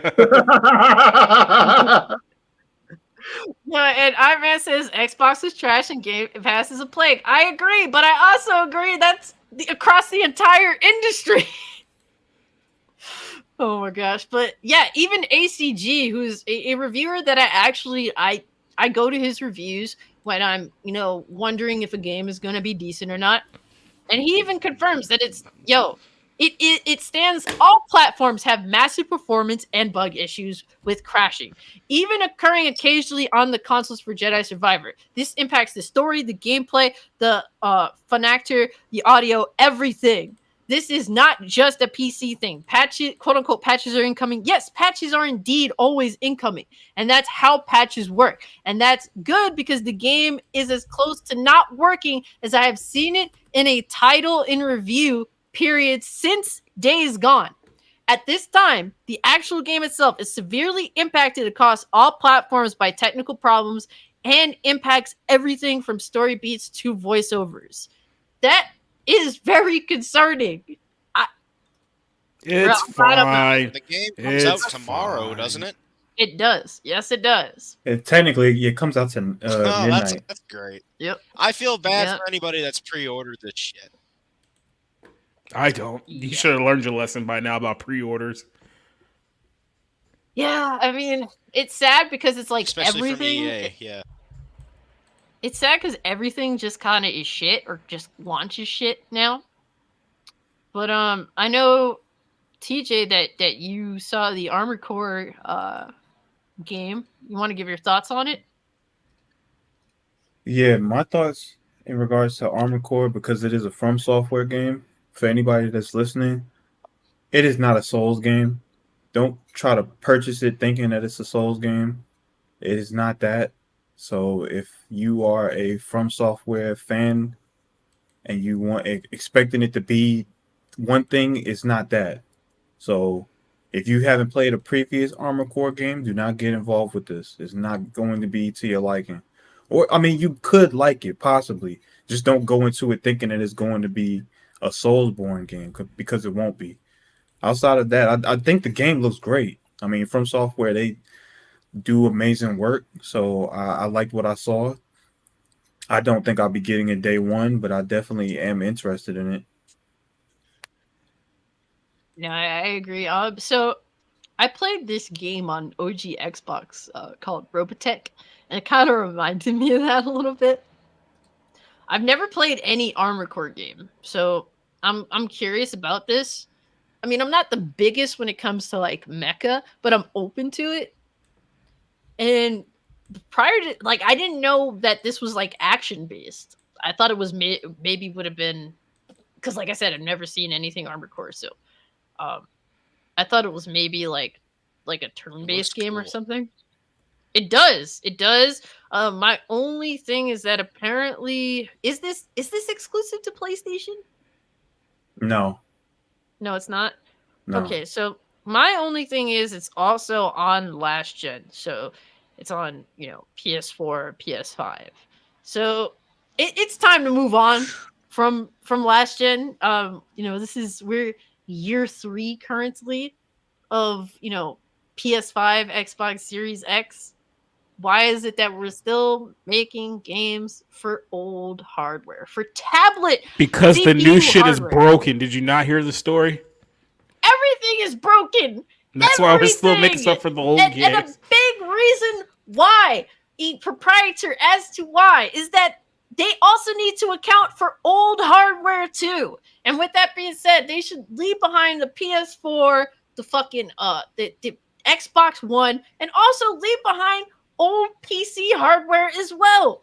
Fucking get your upgrades or play old shit. You're a retro gamer. That's really how it has to be across the board, because accounting for all these outdated piles of shit that you'd sell on eBay for like 30 cents if you're lucky. It's not what it is if you want to move gaming forward. And I understand that, tough times, all that. I get that, but I don't care. It's time to move on. That's how I feel. So, and we've clearly had enough time. I do like this though. I'm very intrigued. So I'm interested to see where this goes from here. It's coming out August 25th, sooner than I expected. So that's cool. I'm interested. And let me see. Oh yeah, we do have some funnies for later, by the way, before we get into the final topic. But I guess we can proceed now to the unrecorded gameplay. So this little indie game, this tiny little indie game, man, has stirred up so much controversy.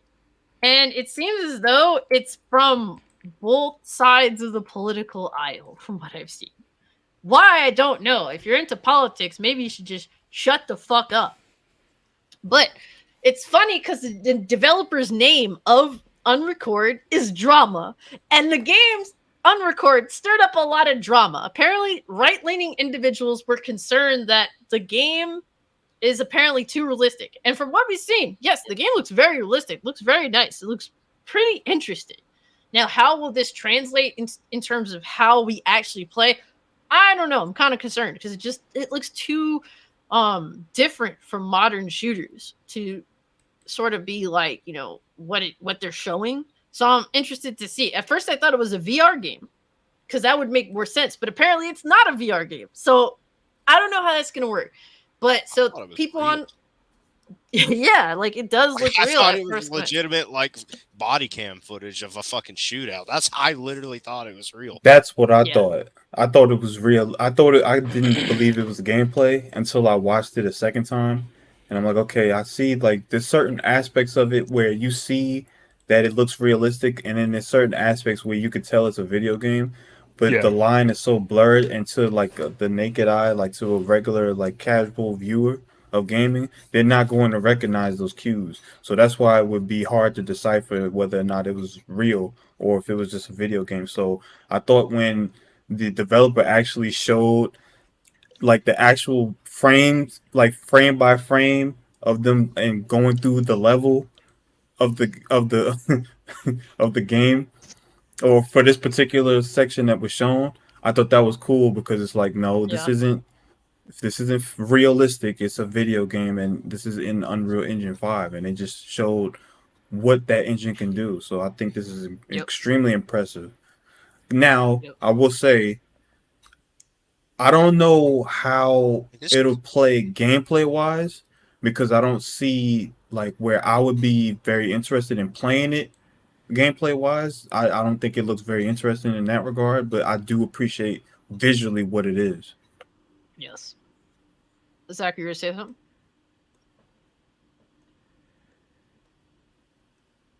All right, so for me, so the right people on the right are like, oh, this is too realistic. This isn't good. It's too realistic of a representation. And it's just like, I have to like, you know, exhale. Like, bro, I have to sigh. This is where gaming is headed. We want to go to photorealism. So if you aren't on board with that, like we want to be capable of photorealism. I don't want to say every game like it needs to be photorealistic. No. But at some point, gaming is going to get to the point of photorealism. So if you're not cool with that, you better fuck off now while it's still, you know. See, I understand like the argument about why people are bothered by this, because like I said, for a lot of people it's a little too realistic, because unfortunately, as we've seen over the last few years, we've seen multiple videos of people committing mass shootings that look exactly like this. So when you start advertising stuff like that as a video game, it may be a step too far for some people. Now, I mean, as far as like the engine and like the platform goes, I mean, I think it's an intriguing concept, but I do understand people having like reservations about, this is maybe a little too realistic for me. Especially, like I said, you look at like body cam footage of things that have happened and it looks very comparable to this. Like you start blurring the lines between like, you know, reality and fiction and stuff like that. I can understand the argument more so than, you know, the people just being, you know, old fuddy-duddies about, you know, changing culture. Well, to me, it's one of those things where I look at this argument and it makes no sense to me personally, because I've watched body cam footage of soldiers in Ukraine. And guess what? One of the things me and my homie Blake said about it was, it's kind of scary how close to Call of Duty this looks. And Call of Duty still doesn't look realistic. It still has a bit of that arcadey shooter vibe to it. So, like, it already is kind of a thing. Whether, you know, we want to admit to it or not, it is going to continue to progress, because there are going to be realistic-looking games in which you're playing as a realistic-looking character and you're shooting at people. So, on that side, like, it just is what it is, because it's already here. If you're ignoring it, that's a you thing, but we're already here. That's how I feel about it personally. Now, there's people on the left that are just like, well, you know, you're playing as a police officer. So that in itself is inherently bad. We don't play as police officers in video games. And I also hate this argument as well, because it's like, I don't really want to deal with the politics of modern day in gaming. And the developers have apparently come out and said, yeah, this doesn't adhere to any political thought processes of modern gaming. It's just simply you're playing as a cop, and that's the setting. And whatever happens, happens. Like, they aren't really dealing with that. They don't want to have that conversation. So they're, making that political argument as well. And I just hate both of these political arguments. I just want to see if the game is actually going to be good. If this over realistic nature translates well. But can you imagine the nightmare of like trying to create like an online version of like this? Like, can you imagine just how horrific that's going to be? Like, we're literally going to create Gamer in real life very, very soon here. I don't think it's going to end as well for as many people as they think. Yeah, I don't. It's one of those things where this game only. Yeah. Is that what you're referring to? Yeah, the Gerard Butler movie. I got you. I just I don't know. I'm very I withhold judgment on the game. I think that it looks interesting conceptually, but I don't know if this will actually make for a good game. And all the discussion on both sides, all the bitching and whining has led to a huge, like, everybody knows about this game now. So I don't know.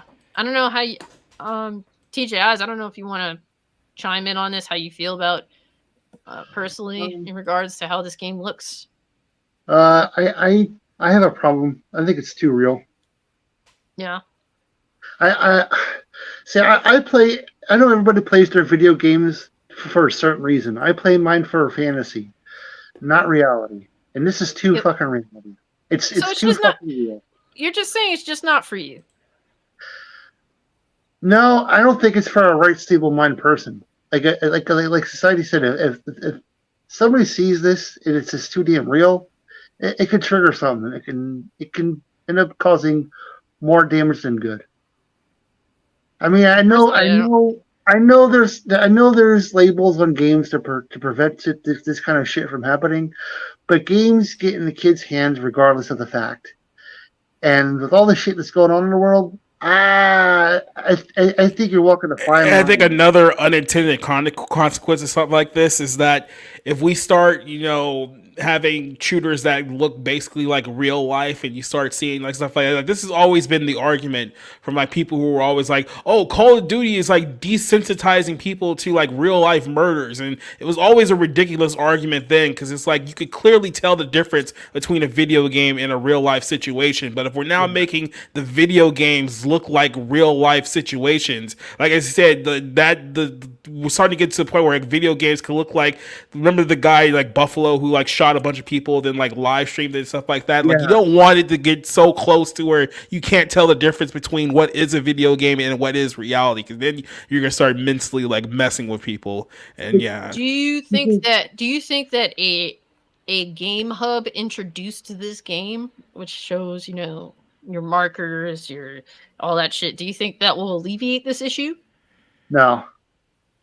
Yeah, I mean, like I said, because I mean, I know you're saying that maybe they can like help identify it, but I definitely think people will still find like ways around that if they want to, if that's what they're trying to go towards. So I don't know. I don't know. I just think you're walking a really, really, really like dangerous line.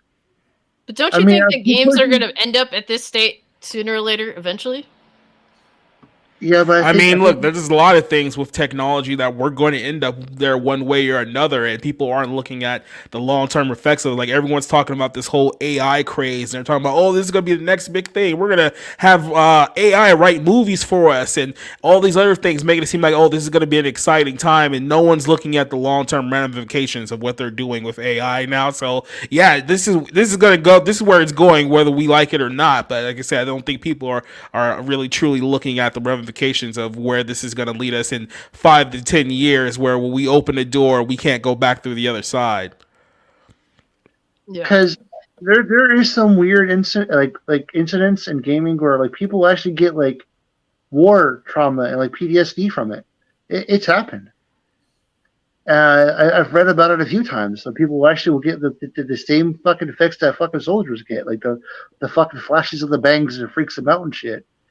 and that's that. I don't know, man. I think that's I gonna think cost. that they shouldn't be playing the game then. That's really what Yeah, it because boils down to. you're making an argument for the exception and not the rule. But Majority of people that will be playing something like this won't be dealing with the effects like they that. should be playing it, but they will because mommy, daddy, and everybody else and But now grandma. you're talking about military vets essentially. So that's No, sort of I'm different. talking about These are people that are I'm talking about casuals that get symptoms like military people. They're gonna get these fucking symptoms. That doesn't happen to most people. It happens to a very a very small minority of individuals. Well, where keep that in mind we don't have video games that have graphics like this up to this point, so they wouldn't suffer those type of symptoms. Like I said, we've separated what's essentially 2D or 3D versus what's real. Like I said, you start blurring those lines to that point. Like I said, you're either going to get people to a point where they're going to start having those symptoms, or they're just going to be desensitized to just to death in general. You're gonna get one negative effect of it one way or another there.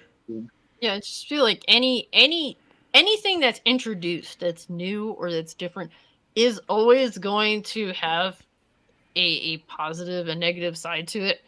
I just don't think that it is fair to stop technology from being able to reach its peak. Simply because, well, there's crazy people in the world where mental illness continues to not be addressed in society. It actually continues to be perpetuated and actually given a voice to. So there's a bunch of crazy ass fucking people that are walking this earth, and we're cheering them on like, oh man, you're so good, man.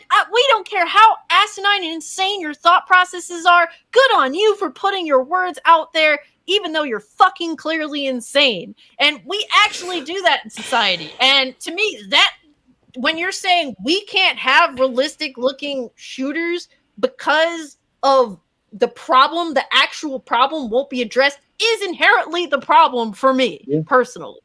Well, like I said, I think everyone's looking at this like saying like, oh, so you're telling me that I can't have this video game because it might affect some people? It's like you're looking at it from kind of like more of a selfish perspective, where we're looking at it as like, look, I understand people want to be like, oh yeah, this is a really cool looking game, I want it. What I'm saying is, yeah, this could also turn out to be something a huge negative for society as well. I'm kind of looking at kind of like I said, the long term effects outside of the immediate dopamine rush of playing like a video game with like your friends. I'm looking a little further down the line of like, what is the psychological effects that this thing is going to have for a lot of people. I'm not sure that people are prepared for the negative side of this, because you won't see it immediately. Like, you're not going to see it the first year or two like this game comes out. It won't be till like almost a generation down the line where, if you think Zoomers are bad, what happens to the next 25 years where the kids who are essentially raised by Zoomers are playing video games that look absolutely distinguishable from reality, and what the effect is going to have on those people? I don't think that human race is going to be as it is now come that time period. If Zoomers, look, man, if I'm at the point where I have to go to a nursing home and I'm being taken care of by Zoomers and their fucking kids, please just take me out back and put a fucking bullet in my head. All right, that's how I genuinely feel. I mean, like, please, I do not want to be taken care of by these insane ass people. If I get to the point where I can't wipe my own ass, then please just get fucking rid of me. Okay? That's how I feel. So when it comes to these people, yes, they are absolutely insane. No doubt.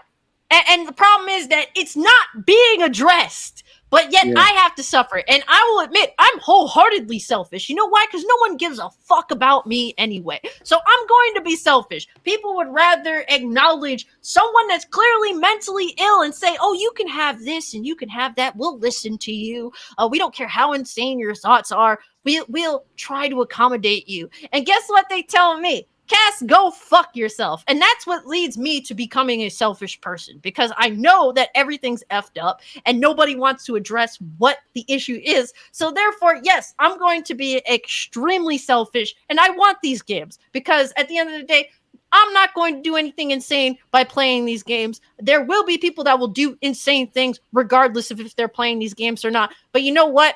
That's why I personally walk around with, prepared at any time, at any point. Okay, that's how. Let me put that out there like that. I walk around prepared for anything bad that happens because we don't address bad shit in the world and we don't actually try to make anything better. So you know what? I just want what the fuck I want and fuck everyone else.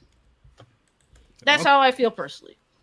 I'm over it. You know, this is, I think it's the whole like issue with the COVIDs and all that. How we were treated because of that, because of with the response to COVIDs and how we're treated like dog shit. I think I've become a bitter, selfish person from that. But that's what they created, a bitter, selfish person that was willing to hear out other people. Now I couldn't give a fuck less. I want the game because I want the game. And if anyone has a problem with it, fuck you, I'll buy 2 or 3 copies.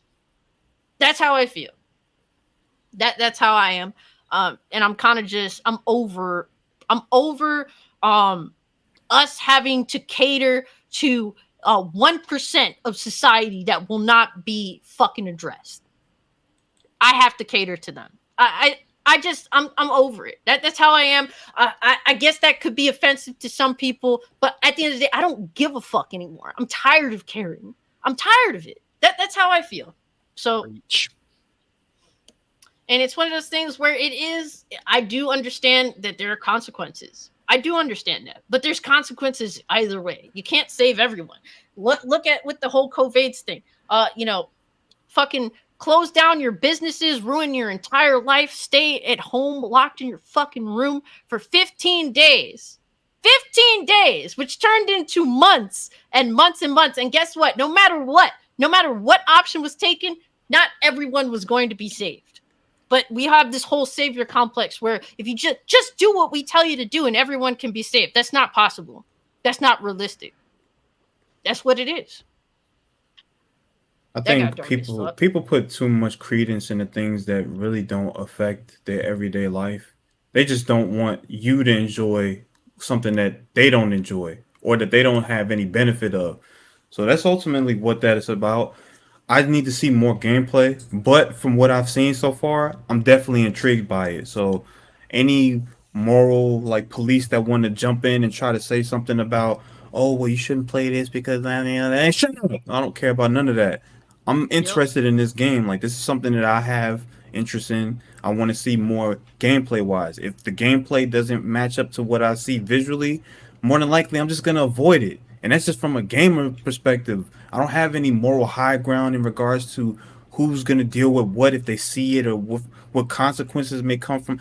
A lot of things happen every single day on social media that people see and they try to mimic every single time. There's trends that go wrong and go right every day. There was like a trend where people were holding their breath and they were having their chest compressed and to see how long it would take before they would pass out. Like, so you can't try to blame video games for certain actions that people are going to take because that's not, the world doesn't work that way. Video games isn't responsible for the shootings and the mass murders that happen in certain aspects of the world.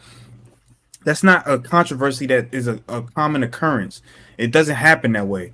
Social media and people just do what they want to do. If you see something that you want to do it, you're going to do it. You don't need something to press you to be able to push you forward and get you over the edge so that you can actually accomplish it. If you want to go shoot somebody, you're going to find a way to do it. Yeah. Yep, that's the sad reality of the situation. And, you know, the best thing you could do for anyone that you care about is prepare them for a rough world. Because that's what it is. The world ain't easy. You can't be protected. It's not possible. We do a lot of people do all this crazy shit and advocate for all this insane stuff just to make everyone's life easier. Guess what? No one's life is easier. It's actually harder because you implement all this extra shit, all these rules, all this extra nonsense. What you could do to help anyone is prepare for anything bad, anything that you possibly can. That's how you really, truly, like, care about someone. Like, prepare them to do the fucking, to be able to handle the shit that comes with the world. Because you can't stop it. People are going to do what they do. And, you know, if they want to do something bad, they'll find out some way, somehow to do it. People want to do something good. If they're truly drawn to do something good, I wholeheartedly believe some way, somehow they'll figure out to do it as well. And we, as people that are we're just we're the peasants of society. I've been saying that shit since earlier. We sadly are the peasants of society. The best we could do is prepare for anything bad that comes our way, the best that we can. And if you care about someone, you do the same for them too. That's what it is. That's how I feel. But any final thoughts on Unrecord? Well, I'm waiting to see more. As Sam Hyde once said, I hope you got your bulletproof vest. I agree. Zach, what were you gonna say about Unrecord? I don't really see a problem with it. You know, this whole games and desensitization and whatnot. This has been a thing forever since the start of gaming. Is the more with every generation of games, the games get more realistic, and with that comes those that fear children getting their hands on these games and being desensitized. And to me, this is just no different than it was in the past. And okay, sure, it's becoming photorealistic. I don't really see a problem with that. I think that if I pick up a copy of this game and play it, I don't think I'm going to be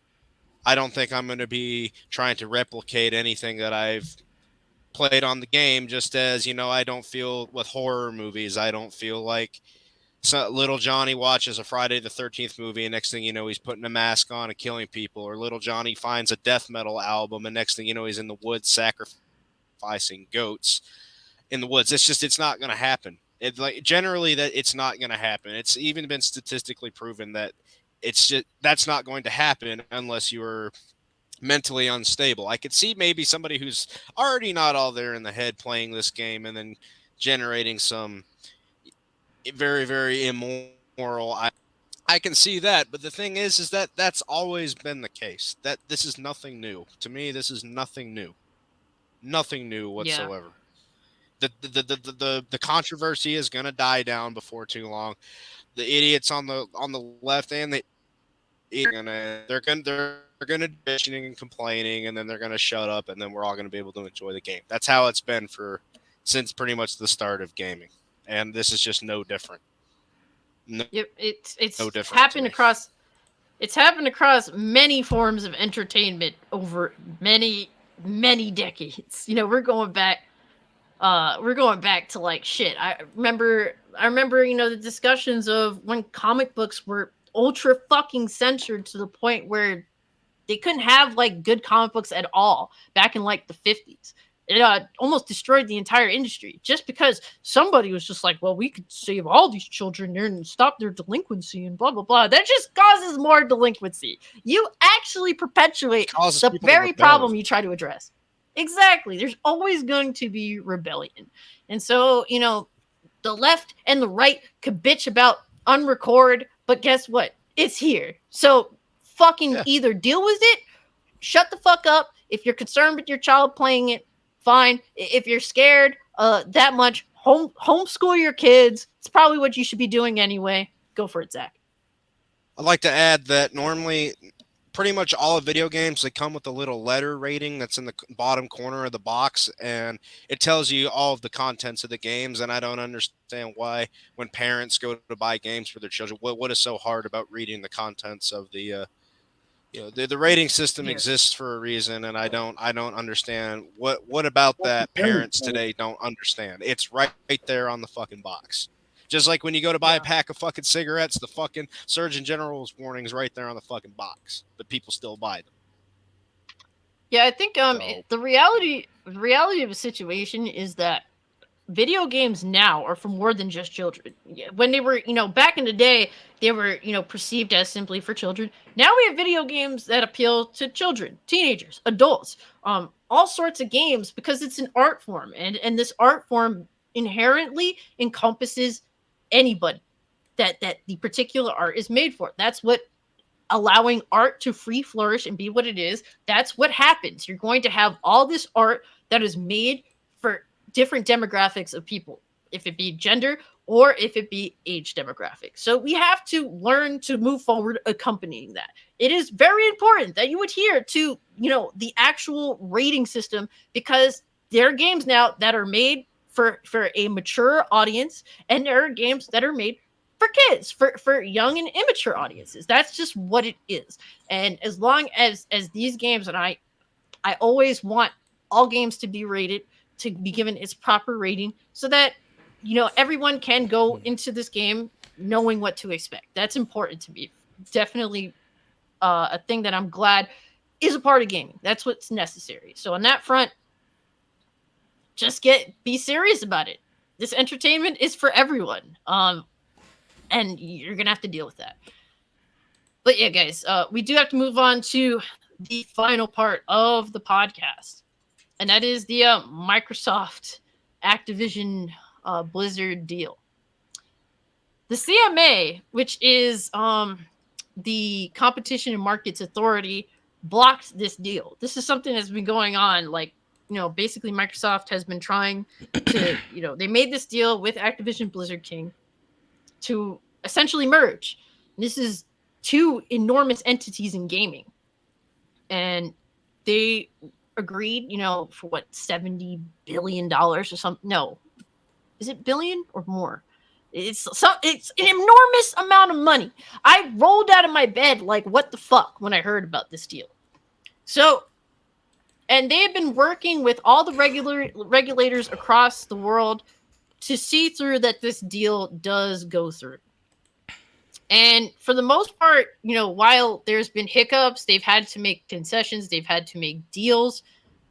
For the most part, it looked like things were going pretty well until they weren't. So let me bring this up to the screen for you guys.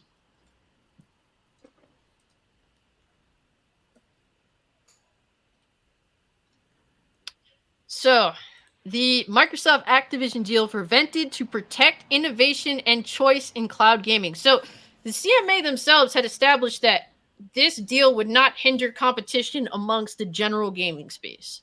But apparently now they're saying that it will, however, prevent competition amongst the cloud gaming space. They said the CMA has prevented Microsoft's proposed purchase of Activision over the concerns the deal would alter the future of the fast-growing cloud gaming market, leading to reduced innovation and less choice for UK gamers over the years to come.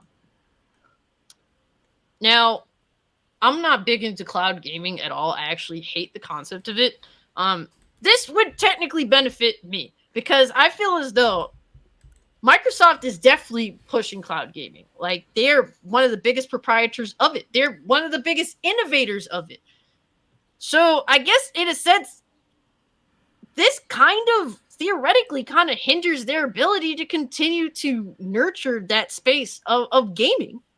That's how I feel personally. I don't know if you guys agree with that. But this I don't think anyone was expecting this. After the CMA established that this would not hinder competition amongst at least PlayStation and Nintendo, especially since Microsoft was willing to forge agreements with all of them. Sony wouldn't they didn't want to deal with this. They didn't want to accept the deal that Microsoft was offering them, which was 10 years for Call of Duty. And Nintendo had they agreed to their little agreement with Microsoft to bring Call of Duty to the Nintendo platform, which is a pretty big positive. But apparently they're saying the final decision to prevent the deal comes after Microsoft's proposed solution failed to effectively address the concerns in the cloud gaming sector, outlined in the Competition and Markets Authority provisional findings published in February. Microsoft entered its $68.7 billion deal to buy Activision, one of the most popular video game publishers in the world, in January of 2022. The CMA launched an in-depth review of the deal in September of 2022. And in February 2023, provisionally found that the merger would make Microsoft even stronger in cloud gaming, stifling competition in the growing market. And in cloud gaming concerns, the UK cloud gaming market is growing fast. Now, mind you, this is a very small niche portion of gaming. So they said monthly active users in the UK more than tripled from the start of 2021 to the end of 2022. It is forecast to be worth up to 11 billion globally and 1 billion in the UK by 2026. By way of comparison, sales to record music in the UK in 2021 amounted to 1.1 billion. So, I mean, this is a lot of money that we're talking about here. Microsoft has a strong position in cloud gaming services, and the evidence available in the CMA showed that Microsoft would find it commercially beneficial to make Activision's games exclusive to its own cloud gaming service. Microsoft already accounted that an estimated 60 to 70% of global cloud gaming services and has other important strengths in cloud gaming from owning Xbox and leading PC operating systems and a global cloud computing infrastructure.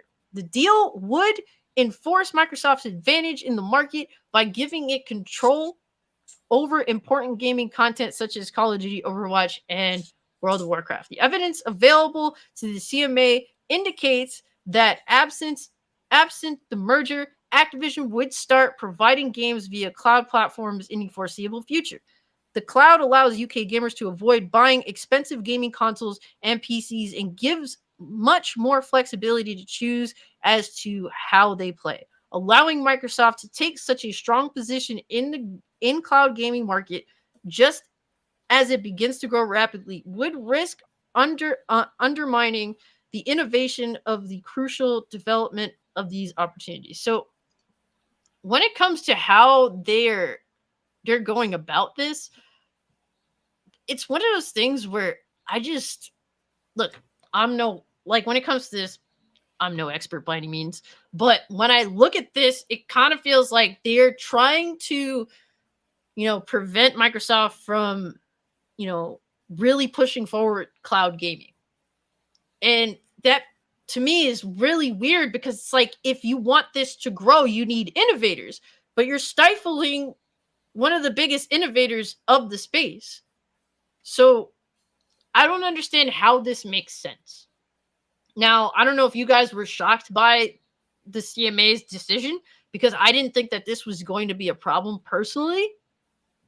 But fundamentally, just on the basis of cloud gaming, a small portion of gaming right now, still, they're blocking this entire deal. I don't know how you feel about it personally, Zach. I know that you're an Xbox gamer.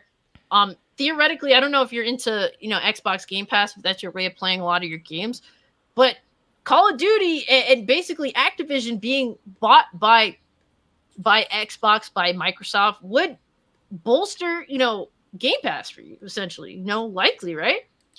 I mean, I use Game Pass to play some games that I just don't feel like actually paying for, but most of the time I just buy my shit, whether it be on sale or if I think it's good enough to warrant a full price purchase, I will.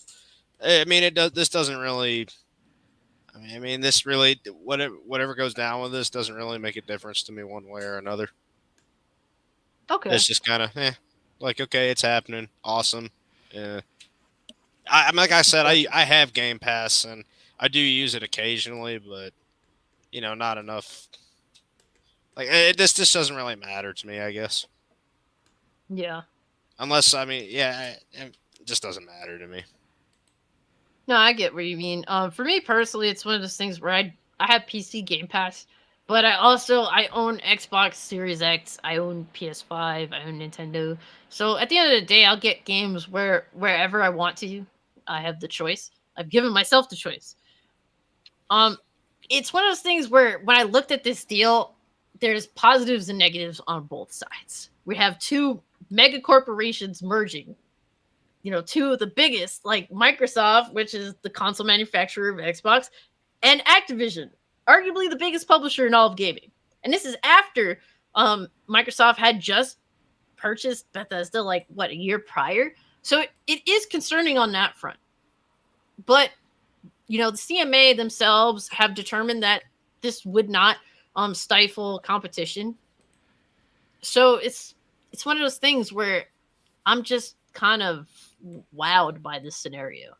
And Jenna Hayes brings up a good point. Jenna says, anyone with a brain knows the deal is proposed by Microsoft because Microsoft doesn't want to put in the work to build talent and make their own games. They just want to buy up. And I agree to that. That is the reality of the situation. They aren't very good at cultivating their own talent. So the thing is, Microsoft wants to compete in the gaming space differently. That's the whole goal. I can't compete this way, so I'm going to compete another way. There's no necessary there's no particular way to do this. You're free to do as you wish. At the end of the day, it's up to Activision whether to accept or turn it down, right? So Oz, I don't know how you feel about it personally, because I know that you're an Xbox dude, you're a Game Pass dude. I know that you'd fucking try Call of Duty if it was on Game Pass. I would. I think this is weird because Sony actually asked for a way back. I think a few years ago, they asked help from Microsoft with cloud gaming. They asked for further help, or bought some servers or whatever. Yeah. So that's why. So I think this is weird that they're going and dragging their feet through all this shit, because they're literally the ones that's pretty much helping them with getting servers and shit. And I don't know, man. I think this is weird. No, I agree. That is a good point. My PlayStation has definitely asked him and forged a deal with Microsoft for cloud gaming servers, I believe. And I believe Amazon is also involved in this space. I mean, there's plenty of people involved in this space, but it's still a growing space. So it's weird that the CMA is stopping innovators from innovating in a small growing space that is cloud gaming. I just I don't know. I'm kind of just indifferent to it. For me, I like to talk about games. I have been kind of avoiding talking about the deal. I just wanted to see a conclusion, and this seems over. It's like they. I don't feel bad. Listen, they're a corporation. I don't feel bad for a corporation. But what more do you want Xbox to fucking do? They literally said, "Hey, we're not going to raise the fucking price of Game Pass, or we're going to give you a 10-year fucking deal. We're playing fair. We did everything that we said we were going to do, and they done it. They played it on their side. They done their deal that they said they're going to do. What's the fucking holdup here? What's the problem? Maybe they just bit off more maybe Microsoft hasn't paid off the UK government enough money yet, so they'll wait a couple of months to get their payments, and then they'll be like, "Oh, okay, no, the deal's good now. You can move forward." Yeah, well, fucking Dopey will probably give them more money. No, I mean, at the end of the day, we have two mega corporations trying to merge.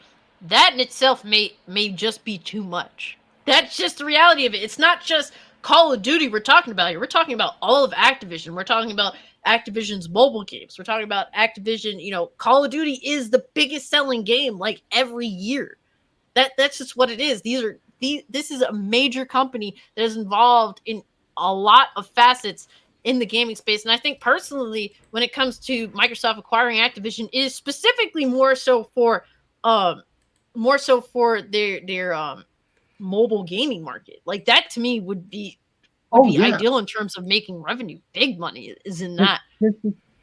They said that they would help. That they would help to bring Call of Duty to the fucking Switch. I mean, they said that they would help out when they needed to help out and do what they needed to do.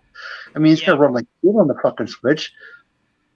I mean, they should just put the mobile version on the Switch. You'd figure that would be the thing, right?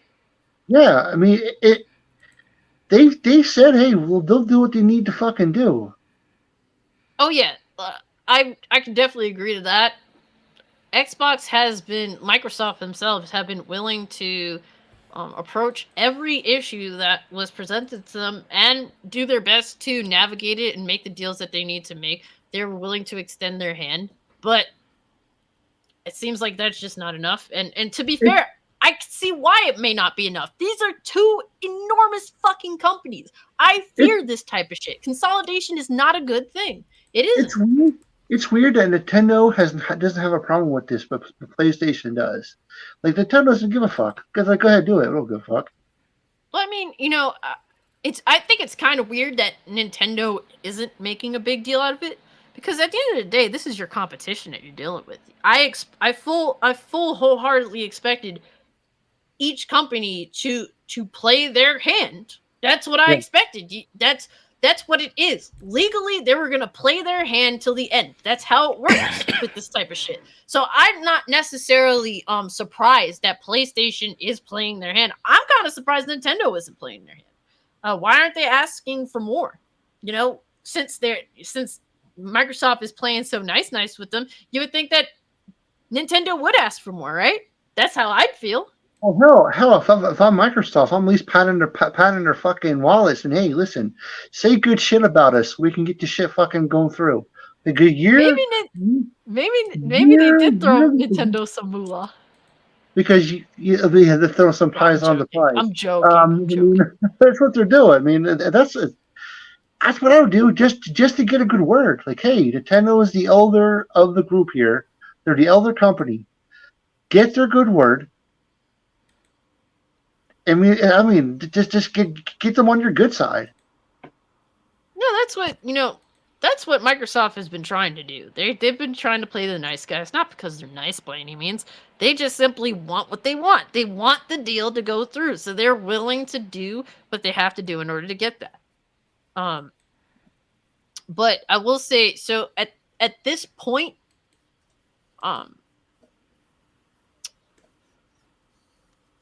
Microsoft has come out and said, you know, we remain fully committed to this acquisition and will appeal. So they are definitely going to appeal this decision. I hope they do. Now, I hope they do. I mean, you know, obviously, like I said, all these sides are going to play their hand till the end, and Microsoft obviously is going to play their hands till the end. Will they be able to convince the CMA otherwise? I don't know, because they already did their investigation. So an appeal kind of sounds, you know, like it might not do anything. It is what it is on that front, you know? It's such all right, because like okay, Game Pass is not the best fucking thing around, but it's pretty damn good for what it is. It puts games in people's hands that you never would think they would play a game. Like there's games I've played that I probably would have never fucking bought. And I've played them and I fucking love them. Yeah. No, I agree. You definitely do play games. There's fucking perks. I mean, I watched. They gave me the perks were fucking cool. There's a lot of cool fucking perks. Like I got 3 months of fucking Peacock. I mean, I watched WrestleMania for free, even though it was a piece of fucking shit. Dude, you ain't fucking lying. The value is fucking there. Well, when it does shine, when you actually do get some fucking games that run at fucking 60 frames, Redfall, you know. Right. I mean, come on, it's there. Just fucking put games on the fucker. Make the fucking media media believe that you guys are fucking good guys and you're trying to do good. I mean, I know they're trying to do that. They're doing backflips and look at who they got to sock off to get this thing to go through. It just may not happen because it's not. It's you have to abide by regulator rules. The reality is there's just too much here. They might have to make concessions. I don't know if it's one of those things where they can like sort of buy off. They're saying that they could just buy off pieces, like developers instead of the whole fucking publisher. Maybe they could just go down that route. But it seems like this deal is not gonna be over even after this. Sad to say. It's going. The one thing that gamers want, like the real gamers, is for this shit to be over, for there to be a conclusion, whatever conclusion that may be. I don't give a fuck necessarily what the conclusion is. I just want to see a conclusion. That way, you know, PlayStation can go about, you know, actually showing off games, and Microsoft can go about maybe releasing some games within my lifetime. Like that's what I want to see. Sad. The biggest fucking news story out of this whole fucking generation has been this goddamn deal. There's no fucking new games that's worth the damn to fucking talk about. So people go back to this fucking go back to this fucking article, this fucking stupid deal. That's all things people have the fucking grab on these days. It's the hope this fucking thing goes through. That's it. There's no new fucking games to talk about that are at least cool, but like Final Fantasy, and that's it. I mean, there's a lot of bitching and whining about games, and deservingly so. There's a lot of games that come out. Yeah, I literally said it earlier. I'm like, look, you know, what incentive is there to pay full price for video games now? A lot of them aren't worth price of admission. You're simply just not. That's why I don't mind playing Game Pass. I pay my $10 a month of PC Game Pass, and I try the games here and there. It's my glorified fucking demo, and if I like the game that much, I could play it till completion. That's a great fucking demo, and because I just feel like the mass majority of these games aren't worth buying day one, and they come out and they prove that I was right from the fucking beginning. So on that front, I think, while I don't necessarily like that Game Pass, it is the inevitable issue of Game Pass, where that basically is translating from the movie and television space to the game space, where you just have a bunch of filler bullshit that's on the platform, like your Netflixes, your HBO Maxes. There's a bunch of filler bullshit on these streaming services. But it's kind of the same thing with Game Pass, where there's a lot of filler bullshit on Game Pass too. A lot of developers are just making games now as content for these services. And while I don't agree with that, I also look at games that are demanding my fucking $70, not $60 now, but $70 now. And then if you want all the bells and whistles too, pay at least $100. Oh yeah, and then we're gonna have a bunch of shit afterwards in the store for you to get: season passes, battle passes, fucking all this shit, all this stuff, all these cosmetics. And yes, cosmetics are optional, but they have psychiatrists, fucking people that know how to fuck with your brain to tempt you to want to buy this shit. So we're inherently going to always be at a disadvantage. They know how to bait you. They're actually trying to put in mobile gaming aspects into our video games, mobile games that you could download for free. They're actually trying to implement, and have successfully in some cases implemented, the same shit from mobile gaming into console gaming. And you're telling me that I should pay full price for these fucking games? No, I don't want to. That's fucking easy. I'd rather save my money. There's only, I'm not getting the game, but there's only one fucking game to deserve this price tag, and that's fucking Final Fantasy. That game looks fantastic. I'm not stupid. I'm not blind. That game looks fucking phenomenal, but it deserves this price tag. That's it. Great. That's it. Zach, what were you gonna say, bro? I was just saying that's fucking evil that they get psychiatrists to inform the publishers and whatnot how to fuck with to do studies. Not the publishers, the fucking developers, and they do it with everything. That's what you do to buy something. It's called marketing. Man. No, it's called baiting. It's literally hell for people like that. I mean, it is inherently it is predatorial in nature. That's the reality of it. And that's why, like, I regret, like, I just care less and less, because I know what the deal is. I know what the deal is. It's predatory in nature, and that's why I choose to kind of just fall back. That's how I am. But continuing here with this, oops. So they say, remember when this wasn't a thing? Yeah. No, I agree completely. The CMA's decision rejecting a pragmatic path to address competition concerns and discourages technology innovation and investment in the United Kingdom. We have already signed contracts to make Activision Blizzard's popular games available on 150 million more devices, and we remain committed to reinforcing these agreements through regulatory remedies. We're especially disappointed that after lengthy deliberations, this decision appears to reflect a flawed understanding of this market and the way the relevant cloud technology actually works. So they just feel like that essentially the government is completely disconnected from the industry, and that wouldn't be the first time. I mean, we've seen this many times before. I mean, do I? Exactly. You don't understand people, let alone anything else, But I will say, it is concerning. I'm glad that they are, at least being serious about this, because it's a serious matter. I'm not going to sit here and act like, oh man, it's no big deal, just let it go through. No, this is a serious matter. This is two mega corporations merging. So I understand on that front. But I do feel that it doesn't make sense that they're concerned of this deal stunting cloud gaming, where their decision alone technically stunts cloud gaming. That's how it reads off to me from this. What are you gonna say, Oz?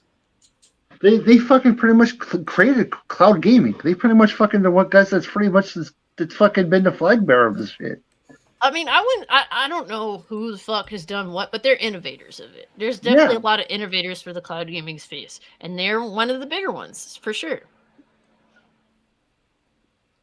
But no, I mean, nobody's played that shit on the Xbox, bro. That's just the reality of it. Zach has played.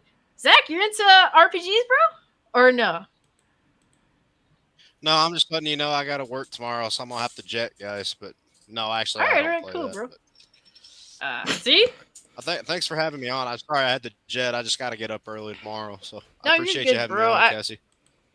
Yeah, for sure, bro. I'll throw the link to your YouTube in the chat. Oh, I appreciate that.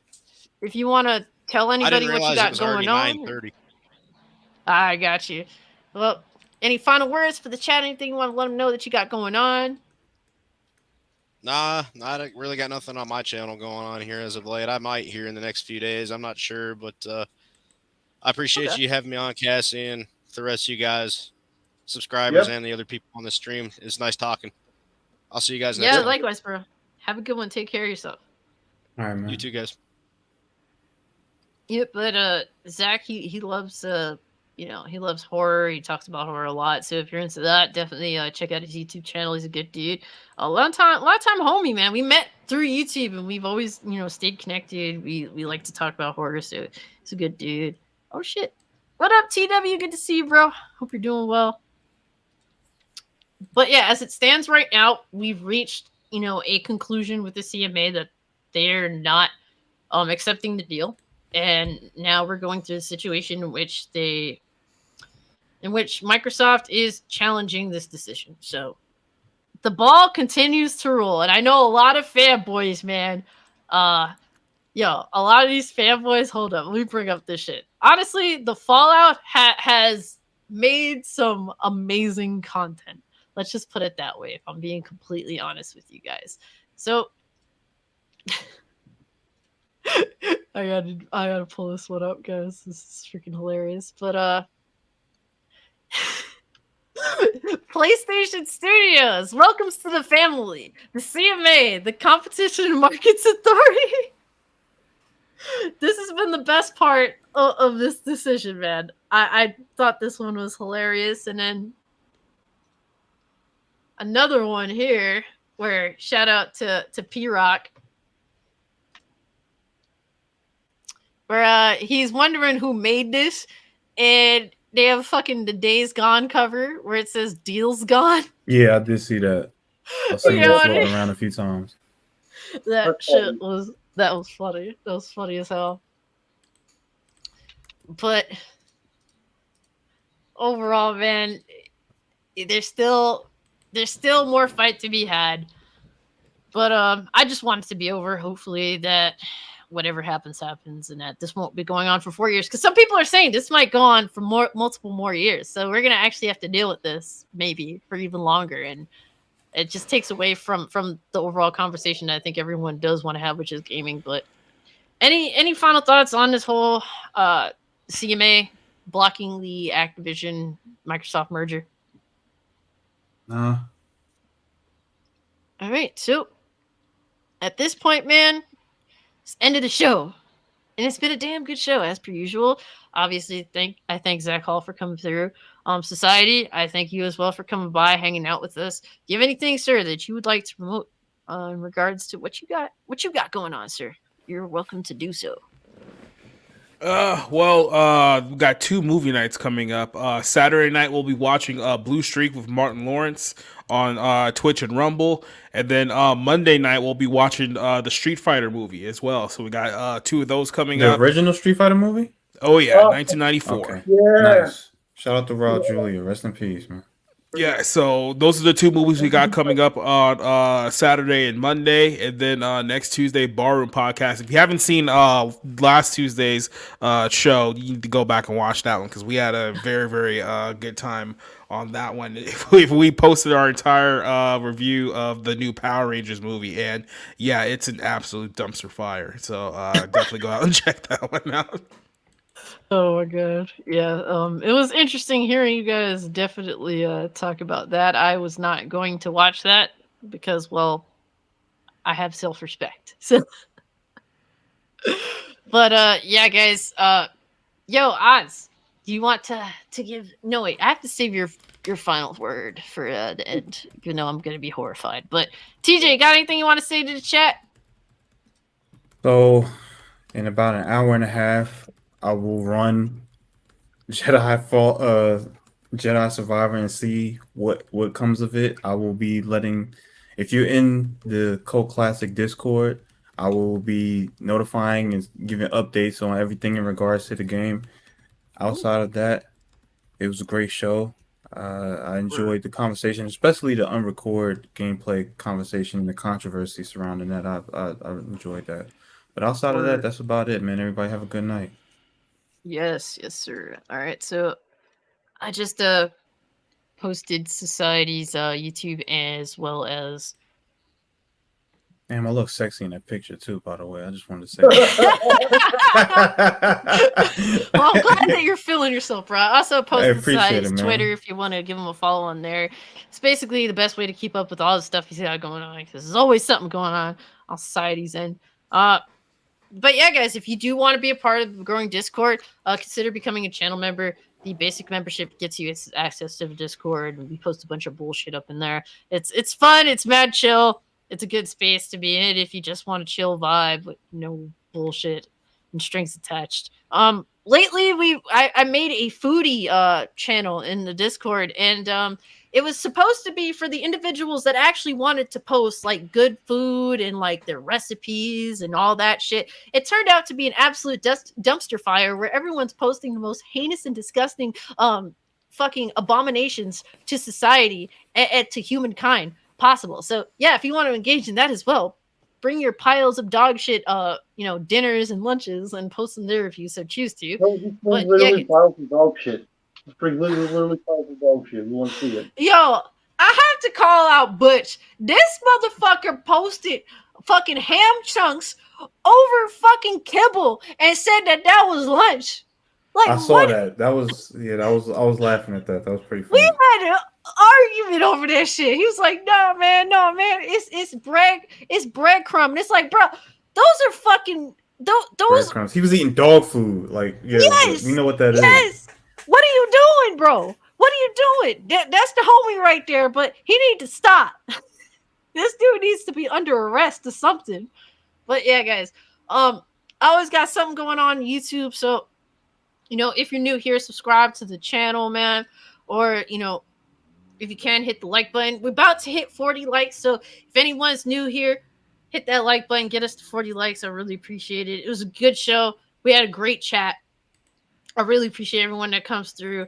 Shout out to Alex vs. Evil. He said, I thought that was dog. It is dog food, sir. It is definitely dog food. I'm tired of having this discussion and this debate.